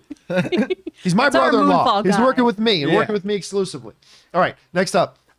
Sam Fisher writes, I like that Din injured himself with the Darksaber. I love that happened. Injured himself with the Darksaber because they weren't properly trained to use it in the first scene. Yes, when that happened, at first I thought that's kind of silly, but I'm like, no, that's kind of awesome that they had him do that because once again, it shows that these are dangerous weapons to use. Number 2, he's not really trained to use a lightsaber. But number 3, there's a specific challenge with it. And I like that they kind of laid that groundwork that paid itself off a little bit later. What if Disneyland started doing that, selling the Darksabers, but you had to win a challenge in order to you had to fight somebody to buy it. In order to buy it. You and a little kid have to fight each other? Yeah, I like that Darksaber, please. Excellent. You must now face the challenge of worthiness. What? Yes, you have to fight this dog. And then like on the wall. Oh, sorry, go ahead. You have to be a certain height to get on rides. Why shouldn't you have to pass a certain litmus test to be able to get a weapon? And then on the wall they have pictures like they do with the food challenges in the Here restaurant. are the people who successfully won. And they're all the one that perished. These are the ones that died. Man, Disneyland is getting dangerous. Disneyland's getting damn you, Bob Chapek. Baby. People are dying at the park. All right, Ryan Launer writes, given Erin's issues with spiders, I'm guessing she had to completely skip one certain episode of The Mandalorian. You know the one. Did you see that one? This is why I love you guys so much because number 1, you watch the show, so thank you for the support. Number 2, you pay attention to the show, and number 3, you actually warned me. I got so many warnings of people who said, Don't watch this episode. Don't watch this episode. Or no. Hey, Erin, FYI, trigger warning at, and then gave me the time, the timestamp so that I knew going in, okay, there's going to be an 8-legged freak in this show. And then I told Tom, I was like, it's supposed to come around this time. So you just let me know when it's done. And then we watched the show. And then I was like, okay, it's coming up. And he goes, okay, here it is. And I was like, okay. And then it was like making all those noises. Oh, yeah. Which are like spider noises, and so I had to like cover my ears as well. So Yes, you are right. There was a very specific episode which I was not allowed to watch. But thanks to this incredibly beautiful and generous community, I was warned. And so I thank you guys. I love that they gave you a timestamp. That is so nice of you. It was like it actually kind of like made me episode. sad a little bit. Not sad, like it made me weepy of joy. Like, wow. The people are looking out for you. Yeah, like, because it is a legitimate debilitating fear. And like I would have nightmares all night if I had seen it. And so I was like, wow, like you guys like That's me. really You good to really know like because me. I was having some thoughts of like pranking you or No, something. it's not like honestly. Bad idea. Okay. I would actually have a conversation with John and I'd be like, I can't do the show if Ray's here. All right. Like We got to move on here. Next up, we've got Norwegian Kryptonian writes, love the latest episode of The Mandalorian. Yes, I say that again. It's a fair criticism to say called The Mandalorian, but again, it is a legit chapter of the story. Digovi writes, that was an excellent episode of The Mandalorian. Bryce Dallas Howard really directed well. Hopefully the Boba show is on the same level. But remember, this is still the Book of Boba Fett. It's all the same people. This is just a chapter they told, and they showed us they have not forgotten how to tell this type of story. Let's see if that flows over into the remaining 2 episodes. Oh, John, Yes. just to go back a little bit, cryptids, apparently in the chat, we're finding out that there are other creatures like Bigfoot and Chupacabra and stuff like that. Oh, so they were I saying that did- in Godzilla, there should be these other big, crazy beasts like Shouldn't they just use Mothman. the other not animals, the other kaiju from the Godzilla IP then? One would think. I guess they if you got want to show, they Bigfoot got to do and something Godzilla. in there. All right, next up. Well, we've got Dan's production says literally the best episode of The Mandalorian. That's not a joke that's getting thin. Stan Fisher writes, 1 and 2. Couldn't Din have explained that keeping his helmet would have gotten him killed, or that he did it for when he and Grogu reunite? Also, doesn't he know that that he's part of an extremist group, and that removing your helmet doesn't disqualify you as a Mandalorian? Okay, number one, they are so hardcore in this belief, it doesn't matter. Oh, I just explained. Oh, hey, listen. If it's between taking off your helmet and death, you choose death. That's their thing. And this has been his life for 35 years. Oh, I met somebody else who said it's okay to take my helmet off. That doesn't trump the idea of what has been ingrained in you since your earliest memories as a child, being rescued by these people, raised that this is your way of life, and you have lived by this code for a year. Oh, but somebody came along I bumped into in the street and said, oh, no, you can take their helmet off. It's no, like it really changed Catholicism. anything. It's like Catholicism. Yeah. And then somebody else coming up to you and saying, oh, no, it's perfectly fine to do whatever. It's like, man, that's not the way I was raised. You know how stinky that helmet is? I'm sure he keeps it very clean. I'm sure he cleans it out every night. Like whenever he's doing his eating or whatever. Yeah. If you're part of an extremist group, though, you don't see yourself as an extremist. No, you see everybody else. Exactly. It's a belief system. If you're part of a cult of any kind, which your version of that could be Soul Cycle to, religion, however you view that, but they have thought disrupting sayings that kind of get you to move past that, right? This is the way is a thought disruptor to make you not question things. So even if he's exposed to something else, again, he's been inundated with this culture for years and years and years. It's not going to take an episode or two for him to just vamoose, Yep. And again, it adds to the dramatic weight of that scene when he did take off the helmet, because you understand the importance, the heaviness of that moment. If it was just something he could be talked out of easily, then taking off his helmet's no big deal. Yeah. Like, you're like, oh my God, he's doing it. Well, we all knew it was going to be Pedro Pascal under there, right? Yeah, that wasn't going to be of course. shocking, but it still was this moment of like, oh my God, he's doing the thing. And the reason he was great and the reason he was doing it for. Yeah. So, All right, next up, we go to Scott F. writes, if Mando wants to see Grogu before he helps Boba, think we see Luke? Also, kind of funny, the best episode doesn't have Boba in it.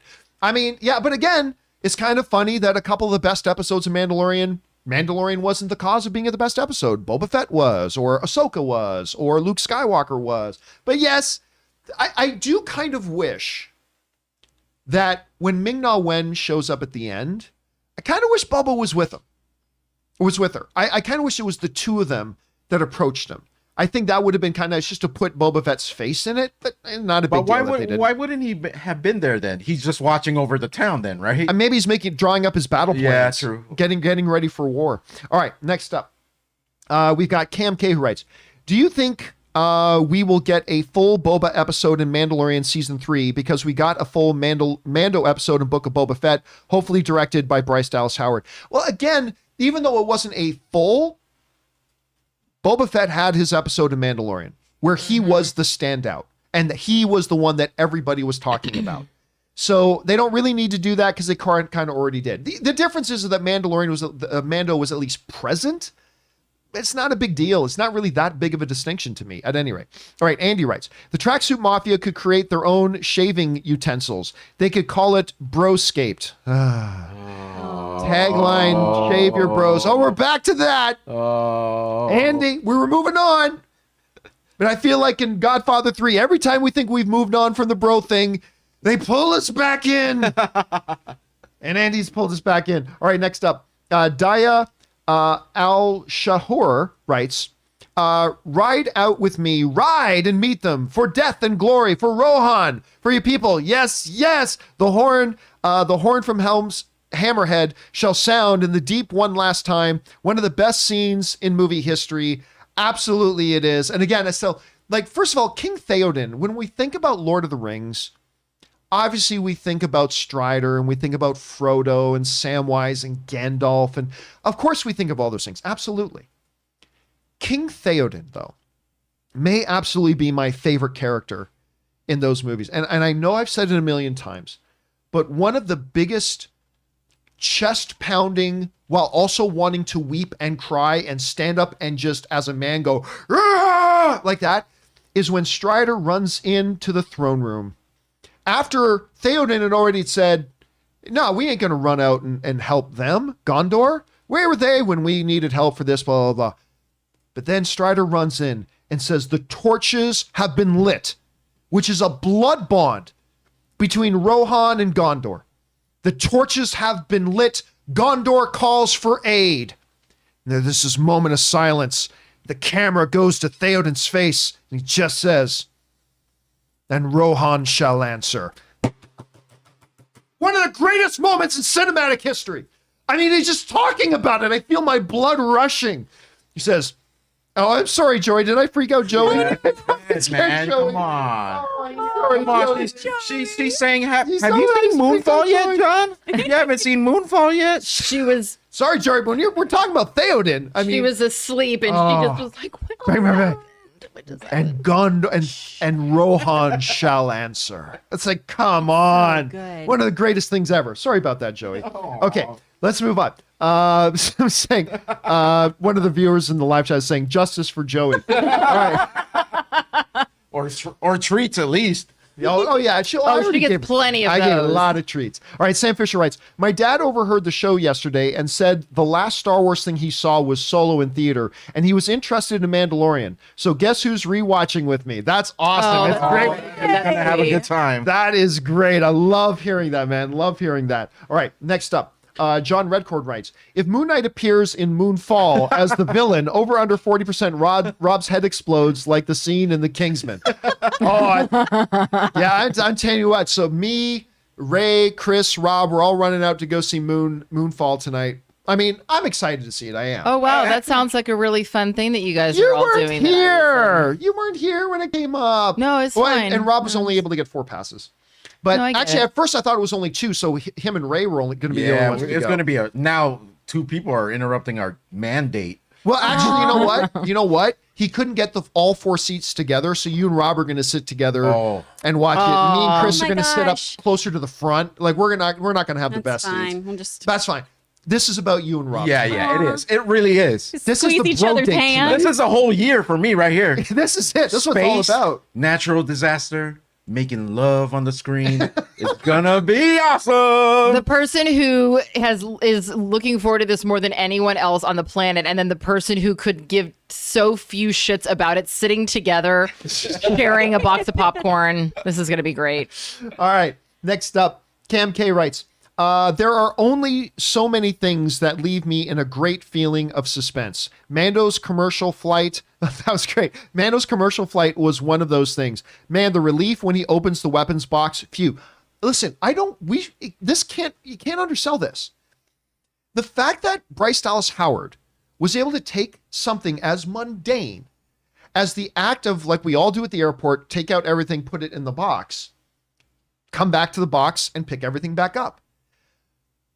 I'm sure it was written well too, but the way Bryce Dallas Howard orchestrated that, used the right camera angles, used the right musical undertones, used the right pauses, you felt this incredible, like, I think that was the most tense episode for me, as he's just pulling out the different weapons, but then gets to the Darksaber. And we're like, no, don't put it in the box. We were losing our minds at home. Logan was like, oh, that's going to be gone. We all don't have that anymore. Right? Yeah. But then it wasn't. And he gets it back and we're like, oh.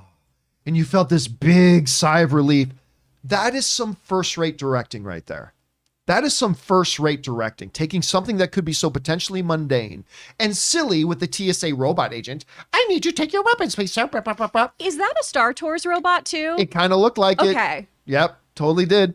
All right, let's keep moving on here. Next up, we got Cutter Hale, who writes, at a second-run theater near me, they're showing... Ooh, I forgot. That's why I'm starting to get warm in here. At a second-run theater near me, they're showing the MCU in chronological order till July this week. Sorry, till July. Guys, punctuation is our friend. They're showing the MCU in chronological order till July. This week is Iron Man 1. What MCU movie would you want to see at a theater again? I'm pumped to see Guardians of the Galaxy. Oh, man. Well, it wouldn't be Endgame. No more pee breaks. But now you know when you can go. True. Again, to me, there are few joys I have more than running back to the big screen to see movies that we haven't had a chance to see on the big screen in a bit. Black Panther is one of them. Black Panther's not my favorite MCU movie, but just the use of the scenery and the action choreography in it is amazing. I gotta say, probably the one I'd most look forward to running back to seeing on the big screen would be Civil War. Oh. Not just because it's one of the greatest movies they've made, but that airport fight scene, to see that on the big screen again would be amazing. And there's still, to this day, there's some of my favorite movies of all time that I've never, ever had a chance to see on the big screen. Like River Kwai, Bridge in the River Kwai. I've never had a chance to see that on the big screen. I've never seen Lawrence of Arabia on the big screen. I've seen these movies dozens of times. Sure. I never saw Spartacus, not the TV show. Kirk Douglas. Yeah. I am Spartacus. I am Again, another one of those grr moments. They're all, I am Spartacus. It's like, come on. A lot of those, but there would be many, Cutter. There would be many that I would love to go and see on the big screen again. All right, Casey Mack writes, this is mostly for Ray.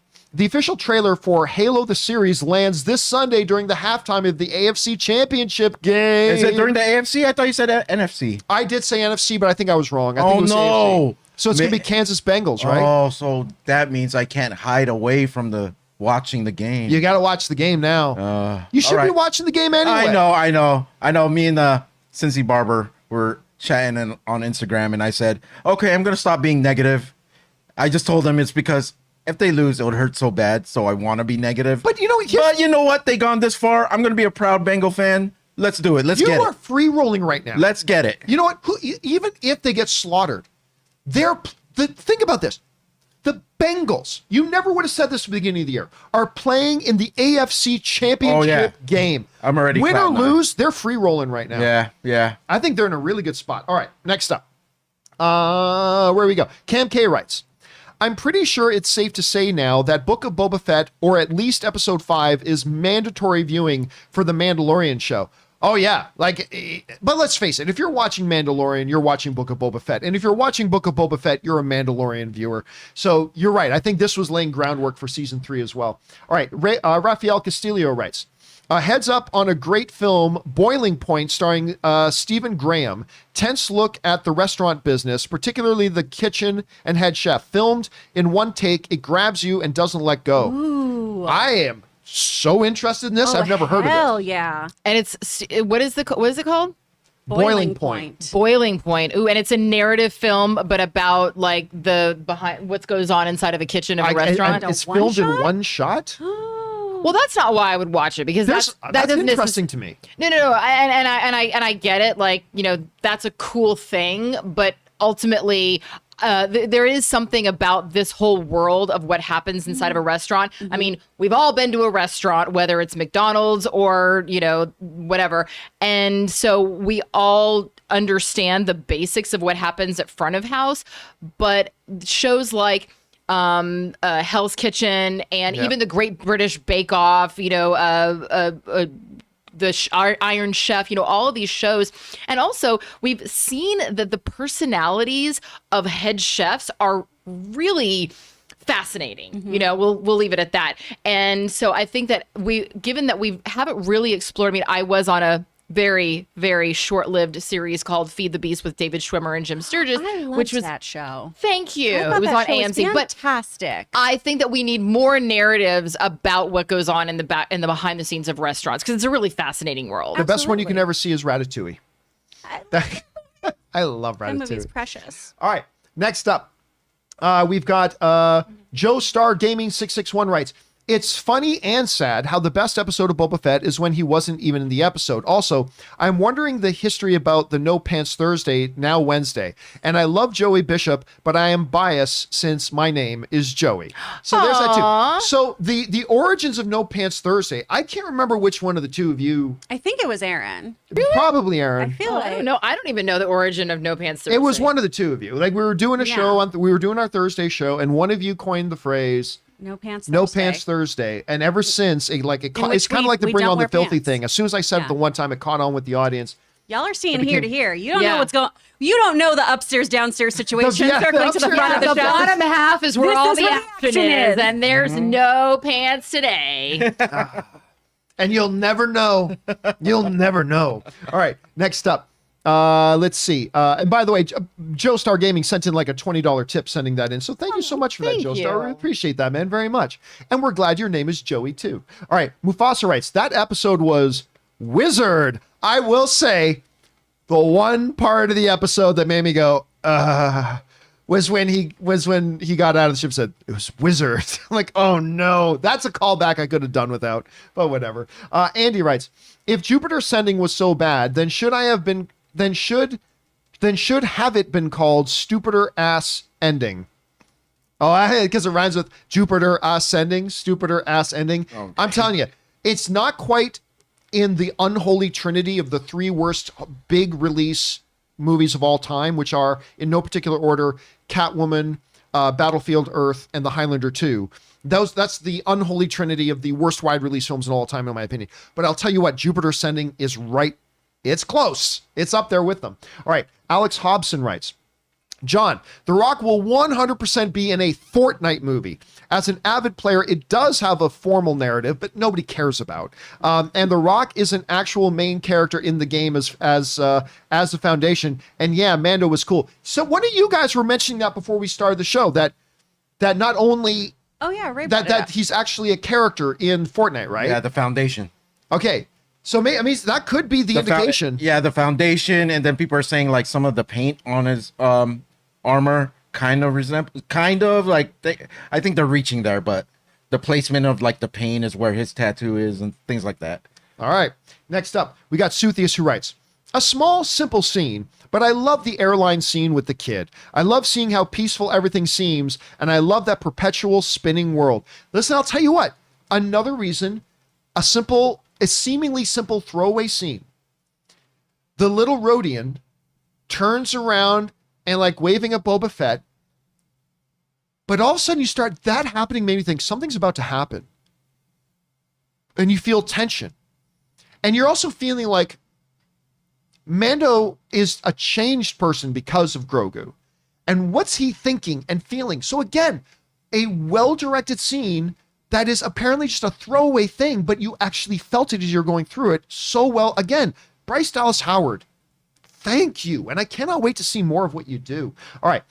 South Texas Shark writes, Ray versus Chris challenge, ketchup and eggs. Yes! That's a challenge. Because somebody wrote in the other day, because both these two, I love eating the food that both of these two make. They're both amazing. And somebody wrote in the other day. Why am I not being included in all this stuff? What? Aaron? Ray cooks? Yeah. Oh, yeah. Oh, my God, yeah. Oh, my God, yeah. Ray, you're not allowed to get butthurt about me not knowing that. You've never cooked for me. Oh, well. It's only late at nights. That's when Chef Pleasure. Well, hey. No, it's because at night Chef that's when Pleasures comes out at to night play. that's when I usually feel like cooking, and no one's really here except John, so he gets. Well, to- hey, man. I mean, Yeah. if you want to make something late night on a Tuesday, bring it in. I'll have it for breakfast. I mean, it's Listen. better than my oatmeal, although I will say oats is very good. I'll tell you what. Whenever Ray's coming over later in the evenings to watch a show with us or whatever, like Ann and I are both like, is he going to bring something? And then when he opens the door, we look to see if he's carrying some plastic bags. And if he's carrying plastic bags, we're like, oh, it's going to be a good night. Do you remember that week where I when I first started staying with you guys in Burbank, and I just made dish after dish every week? It was like the greatest week, Yeah. couple of weeks of our life. Man, that Yes. chicken! I don't remember how I made that chicken, but I still want to. Oh yeah, that was a fun week. I will move to Corona No, you won't. just for You that. should just open up like a 24-hour house. But somebody wrote in the other day, said you should do like a kitchen, not a kitchen number, was it? Chopped. Not chopped. You should do like a chopped episode of Chris versus Ray. And like if Wow. one of the two of you could actually make a dish with ketchup and eggs that I could actually eat, Oh wow! Do you- that would be an Do you accomplishment. still not eat spicy food though? I still He cannot eat doesn't spicy eat food. spicy food. That kind of messes me up, Yeah. man. Yeah. Every time, sometimes I actually have to separate what I'm making to not put the spice in one. I used to do that before with you, John. You're getting a little bit better though. That's the hardest A little thing bit. about eating A a little meal bit. with You're John getting is a little because better. for me, it can't be spicy enough. I'm Cajun, Yeah. like just bring it on. There is Say, we're nothing. Texas girls, so, yeah, like- there is nothing that doesn't get Tabasco or I'm so hungry now. Chapatouille. You know what I'm talking about? Yeah, I'm all about the spice, and John's like, nope, can't have it. I remember this. Ann did it on purpose, so I'm positive she did it on purpose. She says, "Oh, try this. This isn't spicy at all." And I'm like, "Okay." I'm like, "Ah, I regret marrying you." Ah. Like it I was. thought that would have been when you were first dating, because she'd be like, "This guy's lying." Oh, You could never eat Dave's hot chicken because even the mild Oh, is so like good. on a next level. Sometimes just pepper. It'll get to John. It all depends. It all depends. well, I mean, too much pepper will get to most people. Yeah, Yeah. like I cinnamon. It's that What about a bunch of Canadian. The cinnamon? higher Well, you get away from I- the equator. I like a little bit of cinnamon. Like I love cinnamon rolls and all. Like, Right. but yeah, too much Cinnamon cinnamon. is not spice. No, it can be You a t- you little bit. If you It's like take hot too much tamales. cinnamon, you'll gag. You like won't. hot Oh tamales. no! Again, too much cinnamon Oh, yeah. is not appetizing, but it's not spicy. Well, I mean, it's not hot. Isn't hot tamales like sort of like a cinnamon candy? The hot Well, tamales. yeah. Doesn't it taste a little bit like? But look, that's spicy. when it comes like chicken wings, I can have chicken wings one of three ways: naked, Only on the bottom half, though. I was waiting for it. naked. What's the one? Not teriyaki teriyaki, Sweet and barbecue, sour. obviously and, honey barbecue. and straight honey barbecue. That's it. I cannot even have Not mild. even barbecue, honey barbecue. But you can know have what? honey The Thai popcorn chicken Ann brought in the other day, I thought it was spicy, and you said it was all right. So you're It was getting it a was little bit right there. at the edge, though. It was right at the edge Right, of because my I tolerance. had a piece of that, and it was spicy. It Exactly. was, It's right at so the I edge was of like, my "There's no tolerance." way that John would be It able all to eat depends this." on how hungry you are, I guess. Okay, we got to keep moving here. We still have more questions to go here. Let's see here. Phil Lemacul, I hope I'm saying that right, Phil, writes, Halo Ring and Star Wars. No, it doesn't mean anything, but pretty cool nonetheless. And that space scene was sure it was going to become an infamous Los Angeles speed chase. That would have been fun. But listen, here's the other cool thing about that space ring, that Halo Ring they were in. I forgot how monotonous it can be that every single episode has been in the desert of this world. This desert planet, and a lot of Mandalorian is just on desert worlds. If it's not Tatooine, it's another desert world. To actually be in this true sci-fi environment, when he's taking the lift and you're seeing this like sprawling space station city and everything, it's like, oh yeah, now it feels like Star Wars. It did feel a little bit like being on Space Mountain. A little bit, Like yes. there were a couple moments where I was just, they shoot this at Disneyland? What's happening? But I thought it felt pretty good. All right, Andy writes, the CIA never finds the Messiah, then it would be the biggest missed opportunity in the world if they don't yell, Jason Bourne, it's Jesus Christ.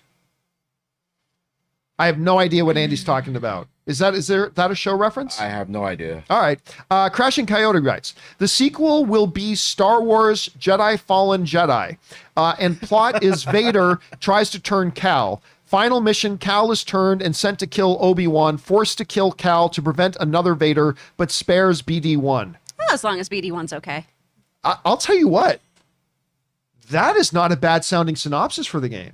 It helps with your plot hole issue too. It does, about how many Jedis are right now. Plus, it adds a Shakespearean tragedy element to it.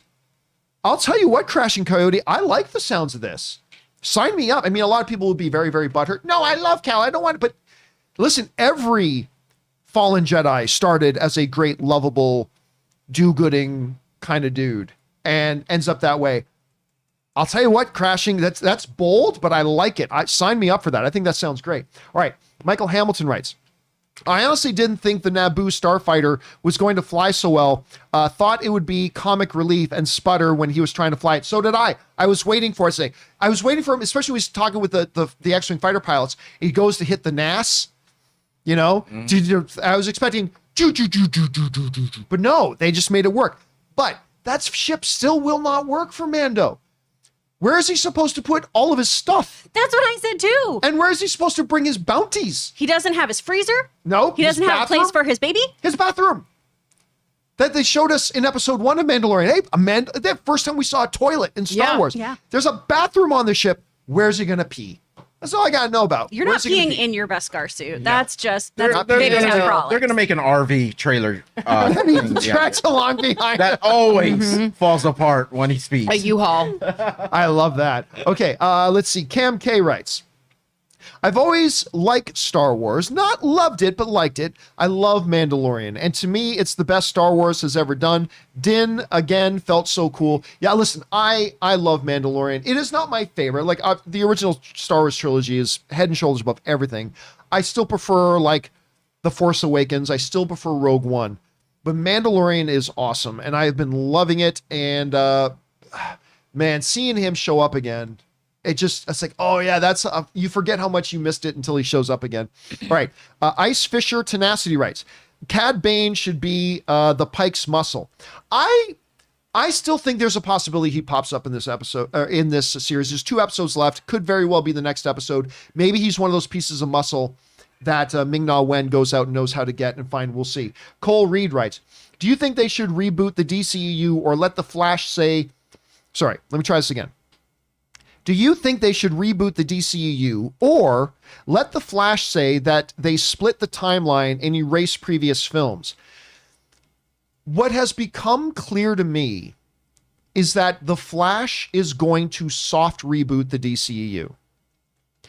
Because when we saw that one of the murals in the street is a mural of Batman, but it is not the Ben Affleck Batman, and it's an old mural, which means this is a Batman that has been around for a long time. That tells us that the events of Flash, and that mural is not in the Flash, that mural is in the upcoming Batgirl movie. That tells me that this Flash movie is resetting the DCU, and it's going to change a bunch of things. One of the things is going to be that Ben Affleck's Batman was never there.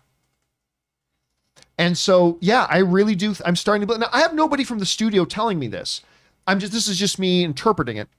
But that Batgirl information, that tells me that the Flash is soft rebooting the DCU. Whether that's true or not, we will find out soon enough. All right. Jack Master Nord writes, good episode, but not one of my favorites. Fair enough. Like, I don't think it was a perfect episode. Like, I think there were episodes of Mandalorian that were better than this episode, but still a very, very strong episode. Mr. Holdbrook writes, I got Mass Effect vibes when Mando was on the Halo ring. Yep. At the start of the episode. I don't think you're alone in that, Mr. Holdbrook. I think you're right on the money with a lot of other people as well. All right. Cutter Hale writes, John, did you see the Jackass social media reactions? They're great. I can't wait to see this next week. No, I haven't.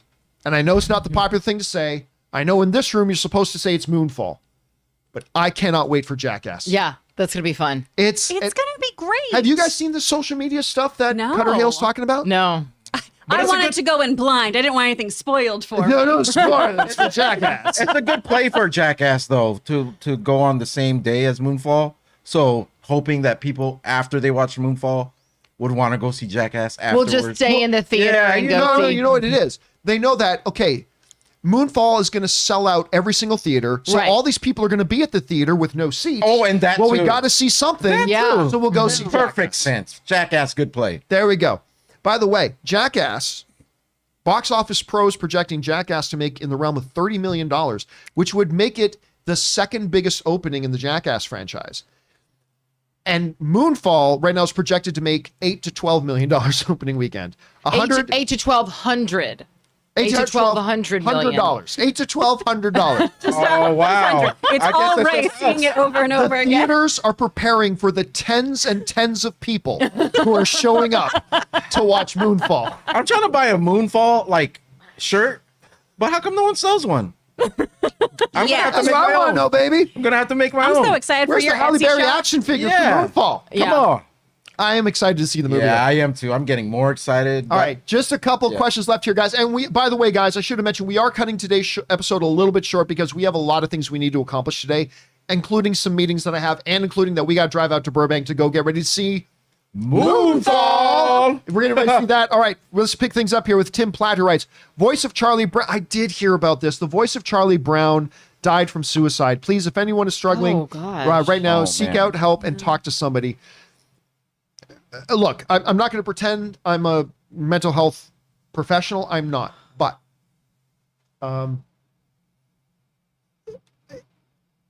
do not think you are alone. Like, honestly, you owe it to yourself that if you're somebody who's in a dark place like that, invest a little bit in yourself to make one phone call. Whether it's to somebody you know, somebody who loves you, maybe it's one of the professional helplines or whatever, and decide today that you owe it to yourself to at least do that. You are not alone. There are people there to help you, and that is a terrible thing to hear. And I was really sad to hear about that. And Can I say something on the flip side of that? Not just if you are hurting, reach out to someone, but everyone. I'm gonna make this pledge myself, and I hope that you guys will all join me.